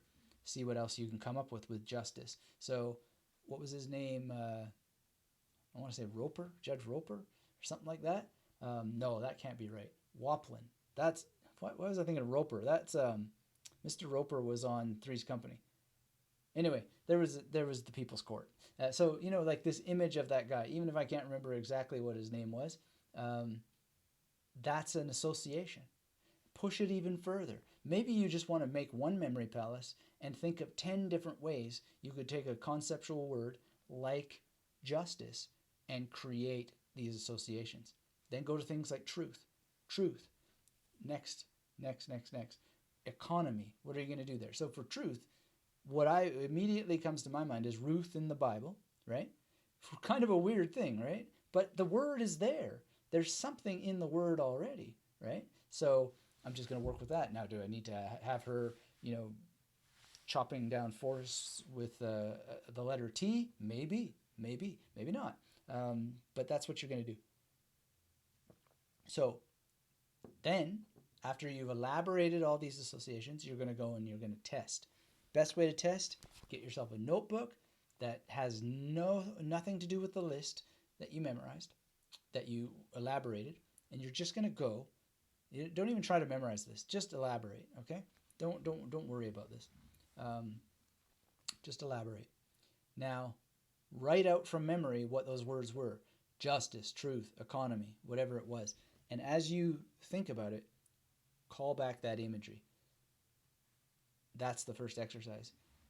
If you need a source of words, I'm sure you can go to a dictionary of philosophy and find all kinds of non-visual concepts there, or calculus came up from Aries Cosmos. Lots and lots of sources of abstractions, right? So go out, find something, and you'll get a great set of words. That's the first exercise. We'll check in with the chat. Let me know if you have any questions, and then we'll go on to the second exercise. I got 3 in total. If you're just joining us, hit the thumbs up. Let me know where you are in the world, what you're doing, what you're thinking, and we'll go on to the second. Christos asks, why did you do a lot of philosophy when you're going into mind palaces? Well, I needed the memory palaces for memorizing philosophy, and incidentally, I did. I had to contend with a fair amount of ancient Greek terminology. So I don't know if this is still in parlance with contemporary Greek, but aletheia, for example, not just aletheia meaning truth, but like the real granular details of what that word means. Phrenes empedoi, which was another one, a Greek term. And some Latin things and all kinds of things that were really, really important and needed to be memorized and be really prominent, because I was going to defend a dissertation, and before I could even defend the dissertation, I had to go for field exams, 2 in total, and a lot of them required these words. Like, you just need to know them. You need to be able to refer to them. You need to be able to refer to whom referred to them, in what context, what they meant, why they meant it. So, for example, aletheia has a history of use, and it was revived at a particular historical moment in philosophy, blah, blah, blah, blah, blah, and be able to talk about that. So that's why. Christos asks, is it possible to memorize Chinese symbols with memory palaces? Yes, indeed. And if you're the Christos that is also in the masterclass, go to the FAQ section, and you will find yourself delighted by the training I've put together there for you on how to do that. And I suggest an additional step, but that's there for you. And it would work for many, many other kinds of information.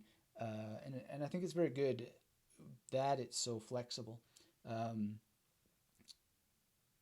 because you can see how it applies to a lot of things that Chinese symbols are like. And people have so far found that very, very useful in their practice, that I've heard from, who have taken it seriously and paid their dues with the technique.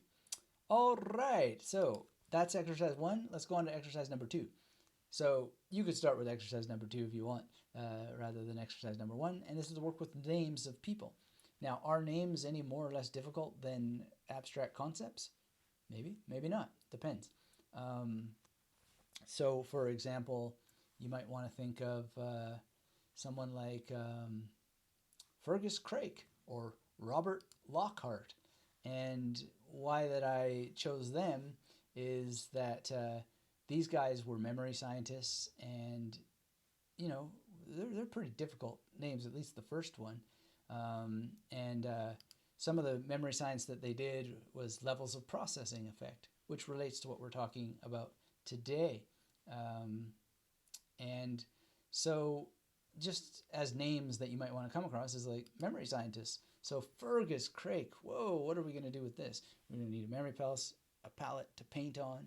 Think about a corner over there, and maybe I think, I remember my aunt's mum used to live in Fergus, Ontario.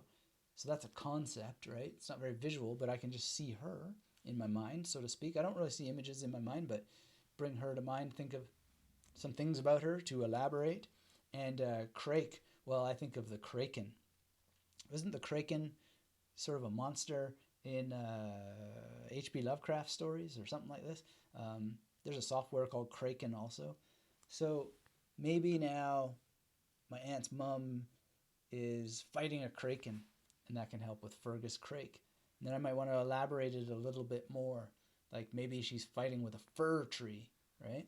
So that now is rock solid, because Fergus, yeah, still, like, I remember that she's from there, but is that the first thing that's going to come to mind? Well, no, I have to think from aunt to her, right? So there's like a leap. So how do I reduce the leap? Shrink it down, fir tree. So now, bam! So my aunt's mom, her smashing a kraken with a fir tree, that's heavy duty, right? That's got force. It's got velocity. You could put speed into it. You can put sound into it. You can put all kinds of stuff into there. Vroom, right? That's elaboration. That's what elaborative encoding is all about. Robert Lockhart, not so complicated, right? But Robert, well, I have an uncle, or rather, this same aunt's brother, who I just came to think of as an uncle. I guess he's second uncle or something like this. He was named Robert. So keep it in the family in this case. And then Lockhart, well, the Loch Ness Monster is eating his heart, just ripping right through his chest. Again, to elaborate it, we're going to want to think, well, is eating his heart going to be enough? Well, no, maybe I need to have him trying to shield himself with the heart Care Bear, right? And the heart Care Bear has like a key on his heart and lock, whatever. Just elaborate it. Elaborate it anyway, just for good practice. Because the more sort of tools that you put in there, the more you're going to remember it. Now, when I memorize names, there's not necessarily time to go back and elaborate upon an elaboration, as I'm suggesting you do in private in your exercise. But there is time to elaborate upon elaborations as you're memorizing names. So I remember one event, there was Halley, just immediately Halley's Comet bounding down from the sky. And then Alan, I think his name is Alan Funt or something like that from Candid Camera. Don't really remember that dude's name because I never memorized it, but it was something like that. And so I'm associating with him. And then I go to the next person who maybe it was a Patrick, was seated there beside. No, it was Sharon. And so Sharon was there. And so then there was a Patrick, then there was an Edward, and so on. I don't have to go through the whole thing. But what ends up happening is, as I'm dealing with, say, the Edward, then I'm kind of thinking, well, Loch Ness, Halley, I've got to think of like something a little bit more. So then there's hail also going down, and so on. So this is what you're doing. You're sort of skipping around. Why is this so powerful? Not only because you're elaborating your elaborations, but you're giving everything greater primacy and recency as you go. If you're new to this, you might find, wow, that's a lot, but it's not. You just got to practice. And everybody does a room of names the first time they do it. It's the first time they do it. And it can be just crazy, but you just feel so amazing. And it's just like, this is real magic, especially when you watch the people, the look in their face when they're like, do you remember my name? And then I'll sometimes rattle off details like Martin, who was there, mentioned Eloise was writing a thriller novel. This is months ago. I still remember this. Edward, who was there, who I just mentioned, he was there standing in for someone named Angela. I still remember all this stuff. This is months and months ago. And the reason why has a lot to do with the fact of elaborating the elaborations and then doing proper effective recall rehearsal. So that's the second thing. And you just practice in private, but try and do it with enough names that you actually can elaborate your elaborations and skip around and feel the power and the force of skipping around. All right, Pat is here from the Golden Triangle angle. Awesome. Thanks for saying hello.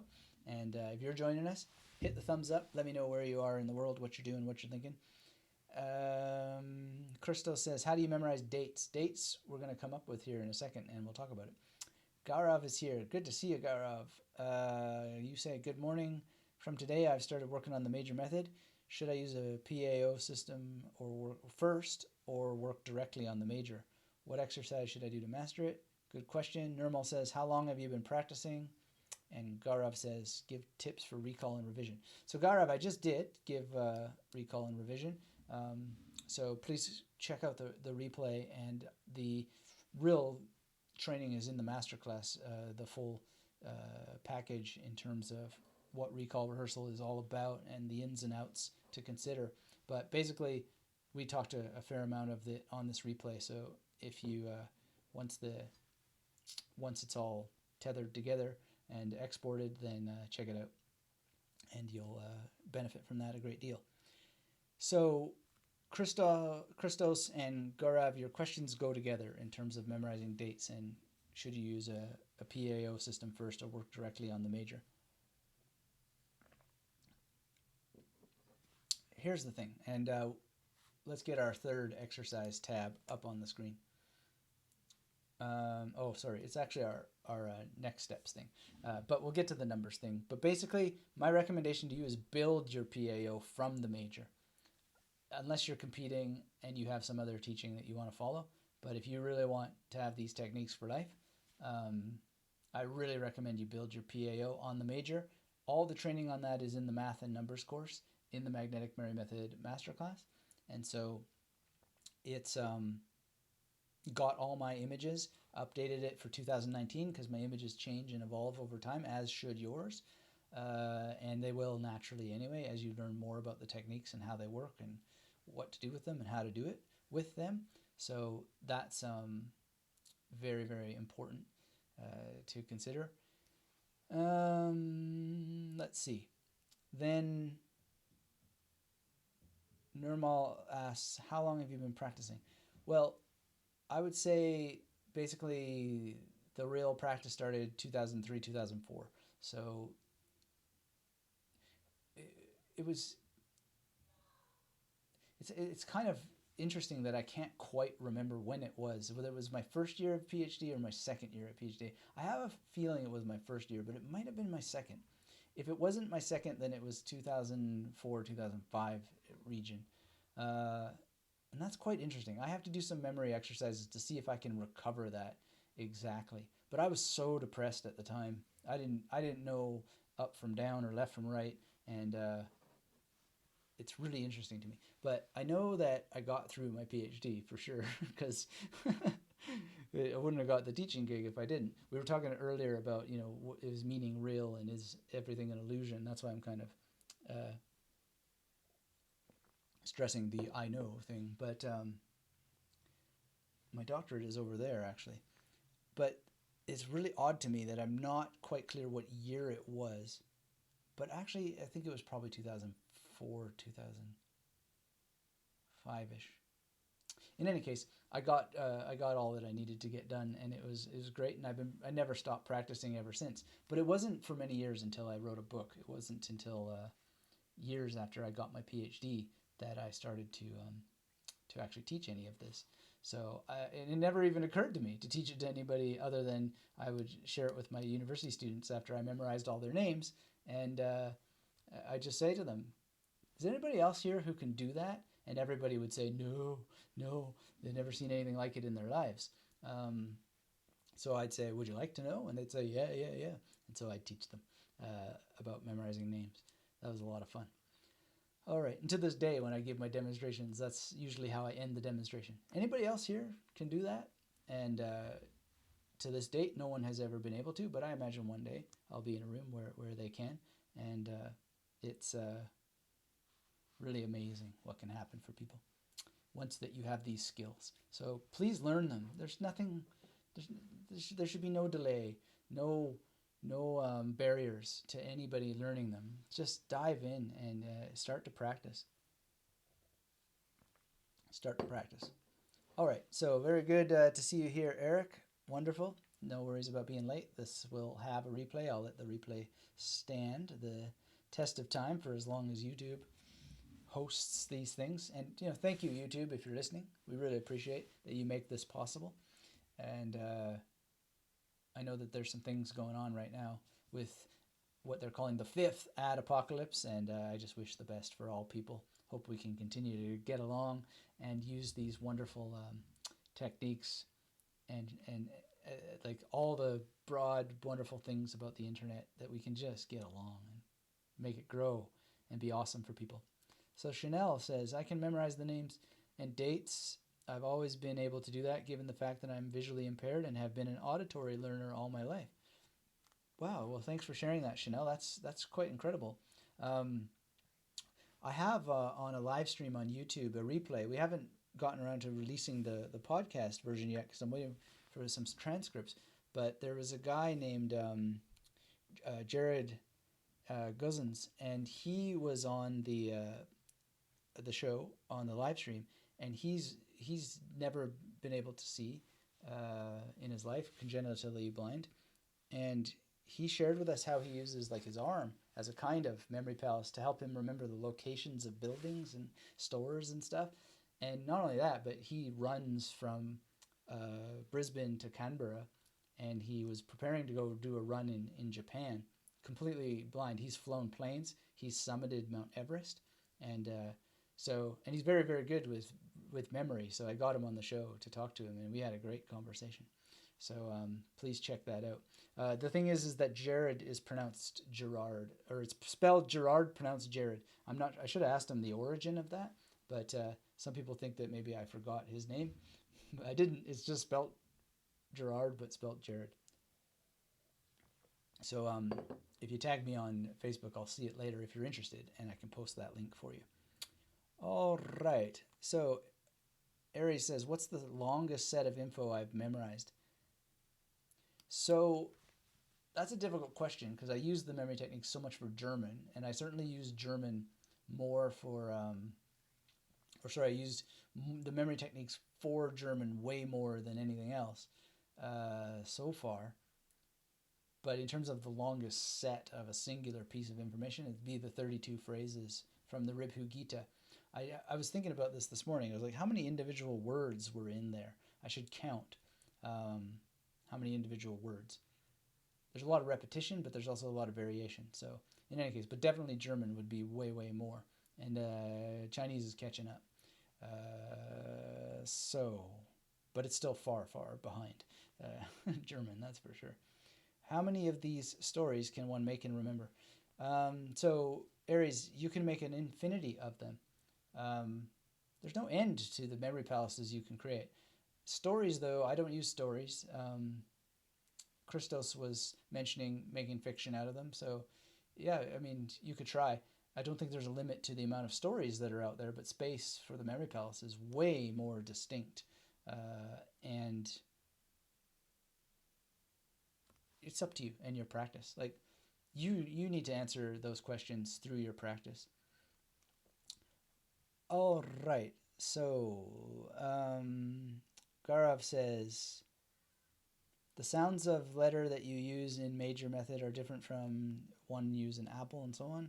Why use some other sound? So Gaurav, I'm not sure what your question is, but look, a number image is different than the major. So one being an apple, I wouldn't do that. But I have used 1 is a gun, 2 is a shoe, 3 is a bee, 4 is a door, 5 is a hive, 6 is sticks, 7 is my friend Evan, 8 is a gate, 9 is fine, but wine is better. I sometimes think of the Ozzy Osbourne, wine is fine, but whiskey's quicker, suicide is quick with liquor, something like that. I actually never memorized that line, but it goes something like that. The reason why 9 is fine, or 9 is wine is better than 9 is fine is because wine is something you can grip on more, and if you can hear a song, all the better. Red, red wine, that kind of thing. 10 is a hen, and so on. So this is that's that technique. But the major, 1 is D or T, 2 is N, 3 is M, 4 is R, 5 is L, 6 is ch, j, sh. Might be missing one there. 7 is k. 8 is F or V. 9 is B or P. 0 is soft C, S or Z. And that's the way that I do that. So then 01 winds up being sad. 02 is sun. 03 is Sam or Samich, I sometimes use. 04 is Sartre, the philosopher. 05 is Sal from Dog Day Afternoon. 06 is a Métis Sash. 07 is Oliver Sacks with a sack. 08 is Shiva. 09 is Brad Zupp. 10 is the Don't Tase Me Bro. 11 is Toad from the Warner Brothers. Like, I can go through the whole thing. They're all in the numbers course in the master class. Well, it doesn't matter what my images are. What matters is that you have your images, and I recommend you create them based on the major, and that's there. And it lets you just do fun things like remembering page numbers very quickly, memorizing dates that we'll get to in a minute, and so on. Let's see. So Chanel said, I also speak English, Spanish, Russian, French, basic Italian, basic Cantonese, and basic Thai. I also have my own podcast about language learning from a visually impaired perspective on anchor.fm. Great. Tell us, Chanel, the name of your podcast so people can follow up with you. Thank you for letting us know that. Amazing. Let's see. Boom, boom, boom, boom. Eric says, learning these skills are fun. And Christos asks, how to learn Chinese grammar. So let's remove the Chinese from it. Let's just think about grammar. Number one way to learn grammar, there's a video about this on YouTube already. So just search grammar. I give you some of the ins and outs. That's on YouTube. But really, it doesn't have to do with Chinese grammar. The only real thing to think about with anything is memorizing examples. But I go into some more details there. Lucas says, love hearing your story about how you use memory techniques for your PhD. Were people shocked by how prepared you were? Great inspiration as a medical student. Thanks for that question, Luca. Yeah, well, I don't remember people being shocked, but I remember people being impressed. And when we got to the final dissertation defense, basically what ended up happening is I was attacked pretty much by one of the people who were there. And at one point, I just was so certain about something. I just look on page 72, right? And the actual document happened to be there. Boom, open it up. And I was right. And it was right because I memorized it. I didn't memorize it with the intent of defending myself, but I was there and so forth, and it was the right thing. If it had been on page 73, no big deal. But and that happens sometimes. I'll miscall it by one for whatever reason. And I'll actually, one of the reasons why it happens is because, for example, there's something in this version of the Bhagavad Gita that's on page 115. It's on page 116, but I thought it was on page 115, so I memorized page 115 when it's actually on page 116. So that can happen from time to time, but it's on the same piece of paper. It's just it's just a little quirk that happens to me from time to time. But anyway, when before that I even went into the dissertation, I just relaxed myself. I wasn't really prepared for anybody attacking me the way that the attack came and so forth. But later, my Dr. or my dissertation supervisor, he said they really had to fight for me because she was so hell-bent on bringing the game down. And there's some political reasons why she had more power. I don't know if you've ever been into dissertation defense before, but you have an internal, an external, and an external. And these are all people from different parts of the university, and the external is from the outside the university, ideally from a different country. And she was, if memory serves, the internal, which meant that she represented the director of the program. I think that's how it worked. Oh, or maybe she was the dean's rep, I think. In any case, whatever speculation is that they just needed politically to make it hard on me and potentially fail a guy or something. I don't know. But whatever it was, at the end, the external, he told me, he said, normally when this happens, I see the person in tears, leave the room in tears. He said, the only guy cooler than you is Miles Davis. And I've never forgotten that. because it was just the most amazing thing. And he gave me hard questions too, which as they should. I mean, they just don't hand out PhDs on a silver platter. At least they didn't back in 2009. Things might be different now. But it was a hard thing. But I was cool because I knew my stuff and I'd relaxed myself. And a huge part of the magnetic memory method is understanding how to connect relaxation with the memorization process, so that when you're recalling things from memory, you're also relaxed, and you almost relax yourself on autopilot because you know how to relax. Even the time that I wound up competing at a memory competition, part of the reason why I was able to get out of there with my pride intact while I was hungover, while I was jet lagged, my body was in so much pain. I was able to get through this because I knew how to relax myself very, very quickly and just boom, be in focus, in state. So when you get memory and relaxation working together, it's just beautiful, beautiful. And you want to practice that way. You want to train yourself to become relaxed whenever you can. And so I've built that into a lot of the training, and it's very, very important. So Chanel says that her podcast is called Language Learning Journey Podcast. Awesome. So people check that out. Thank you for sharing. Thanks for being here. Really appreciate it. So Pat says, must be Chanel from Language Learning Podcast. Okay, so Pat knows the show. Great. Gaurav says, thanks. I'll work on your question. Aries asks, as a newbie, do you think it's likely for me to memorize 100 examples or 200 in a day? It is perfectly likely if you want to develop that level of skill. Just dive in. What's stopping you? You certainly could. I see nothing that speaks against it. So dive in, give it a try.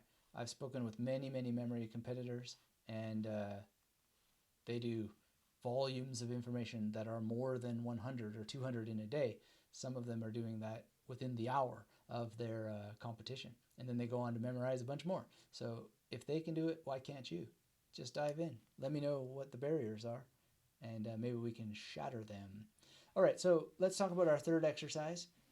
Basically, get some challenging vocabulary from another language, or challenging vocabulary in your own language. So Sigmal is a German word, means basically umpteen times. Avidya is Sanskrit for ignorance. Zettabyte is English for basically all the information in the world. A lot of bytes of information. Again, make these associations in your memory palace, elaborate the associations, and then test. Test your memory. The testing is so important so that you know what's going on. You can troubleshoot from there and enjoy the process. But focus on the elaboration of the information and elaborate the elaborations. Push forward. Always elaborate the elaborations. Make sure that you're not just settling with good enough in your practice. Because if you settle with good enough in your practice, then you're not going to really sharpen the skills for when it counts. Do you know what I mean? So going into memorizing names in real time, like I've described, and thinking about it, and oh, there was a Gavin there and a Robert there, and that guy is a Thomas, and so forth. I'm actually recalling real names at the same presentation I was talking about before.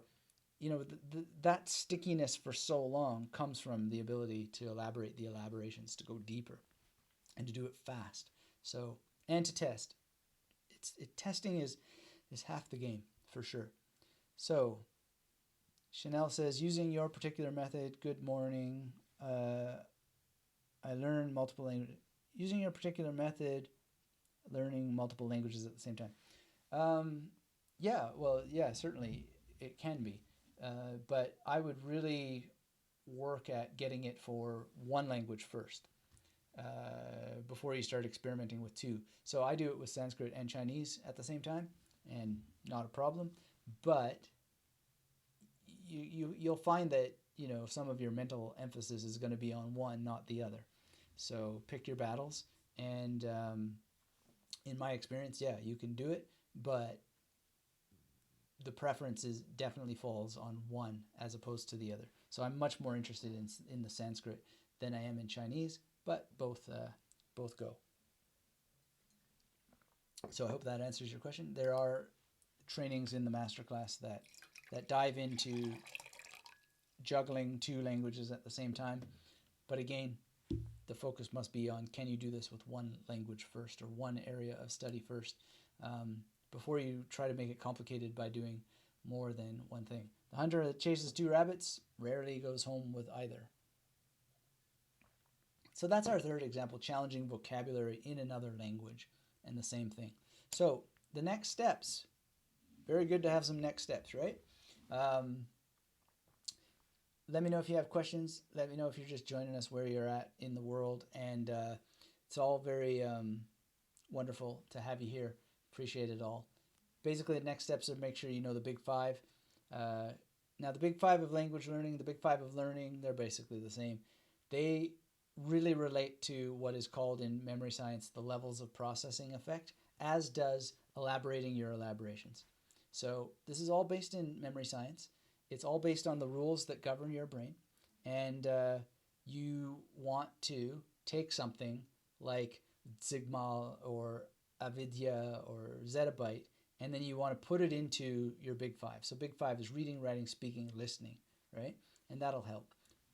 Who do you speak to? Well, speak to a language learning partner. Speak to yourself in the memory palaces. Speak in songs. Sing what you're doing. Whatever it is, write it down. It's very, very simple to carry one of these around, right from memory, and so on. And then in terms of reading more and listening, well, if you're doing your proper reading, you're going to come across those terms again. Then when you come across something like avidya, if you've memorized it, then next time you see it, well, it's just going to make it stronger and stronger and stronger. But continue to read. That's very, very important.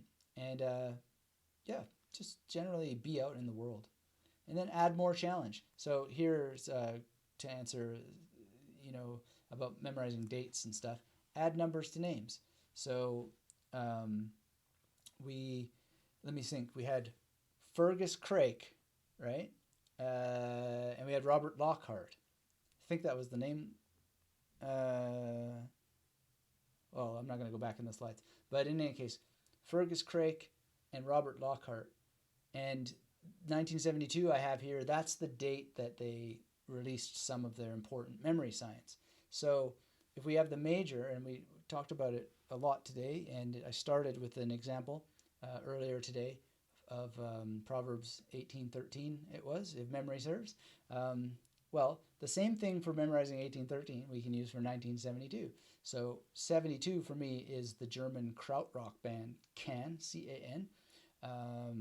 K is 7 in the major, 2 is N, so very, very simple. 19 is Tipper Gore, and so 1 is T, 9 is a B or P, so Tipper Gore. There you go. And then we add these to these names, which must have been Fergus Craik and Robert Lockhart. So I didn't memorize them before this live stream.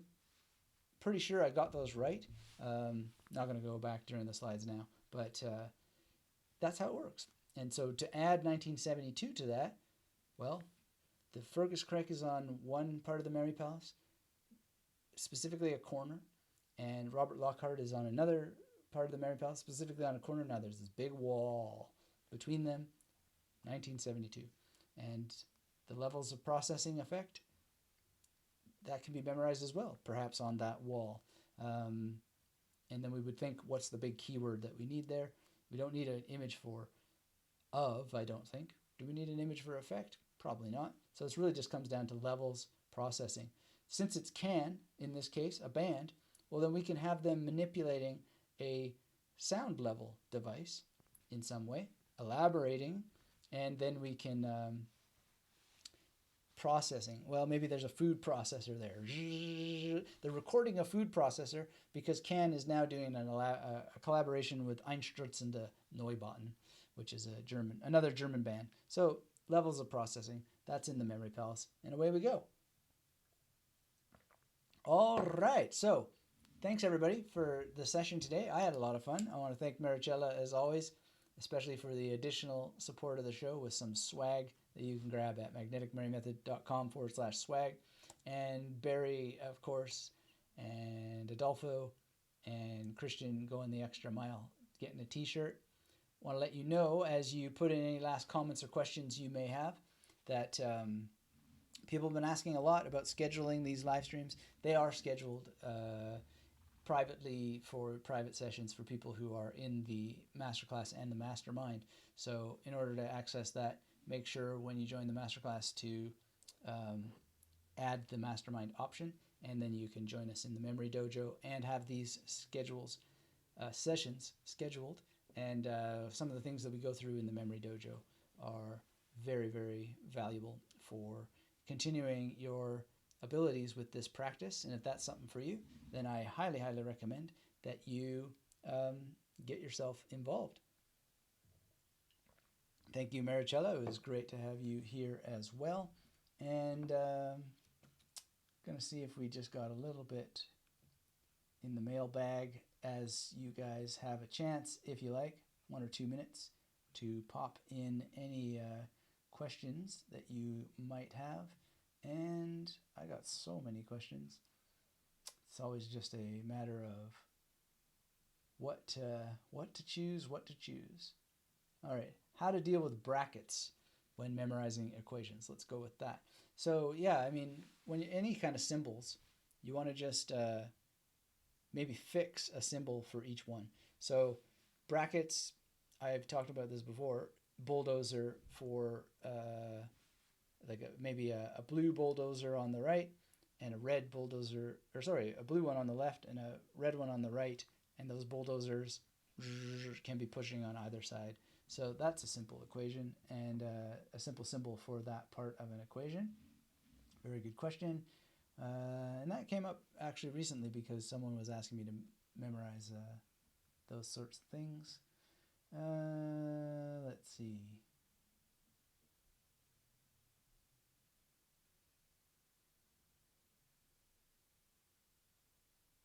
So this one is asking about memorizing product names. Well, we have that in the Magnetic Memory Method Masterclass. So there's a whole thing about product guides. You can check that out. That's in the FAQ section. So good question. And with no more questions coming in here, let's call it a day. Thanks everybody for being part of this wonderful session. I'm going to go and, test what I memorized from Dancing Beyond Thought today, which is from the Bhagavad Gita. Really excited to be working with the Gita. I found what I memorized from the Ribhu Gita so powerful, so empowering, so wonderful. And now I'm excited to work even more deeper with the Bhagavad. And I'm not going to memorize the whole thing, but I'm not even going to memorize everything that Gary Weber has put in Dancing Beyond Thought, but the ones that really resonate with me the most. And it's such a beautiful language, having a lot of fun, and finding the actual meaning very, very relevant. And shout out to Physico for some great questions about meaning today. They were very good and a very interesting topic. Kind of tempting to get way too deep in the weeds about all that stuff, but I love it. That's what these live streams are about, and always appreciate having compelling and interesting discussions that duck around and weave through many, many interesting aspects and elements of things related to memory. So thank you again, everybody, for being here. Come visit me at magneticmemorymethod.com, and until we speak again, keep yourself magnetic. Bye-bye.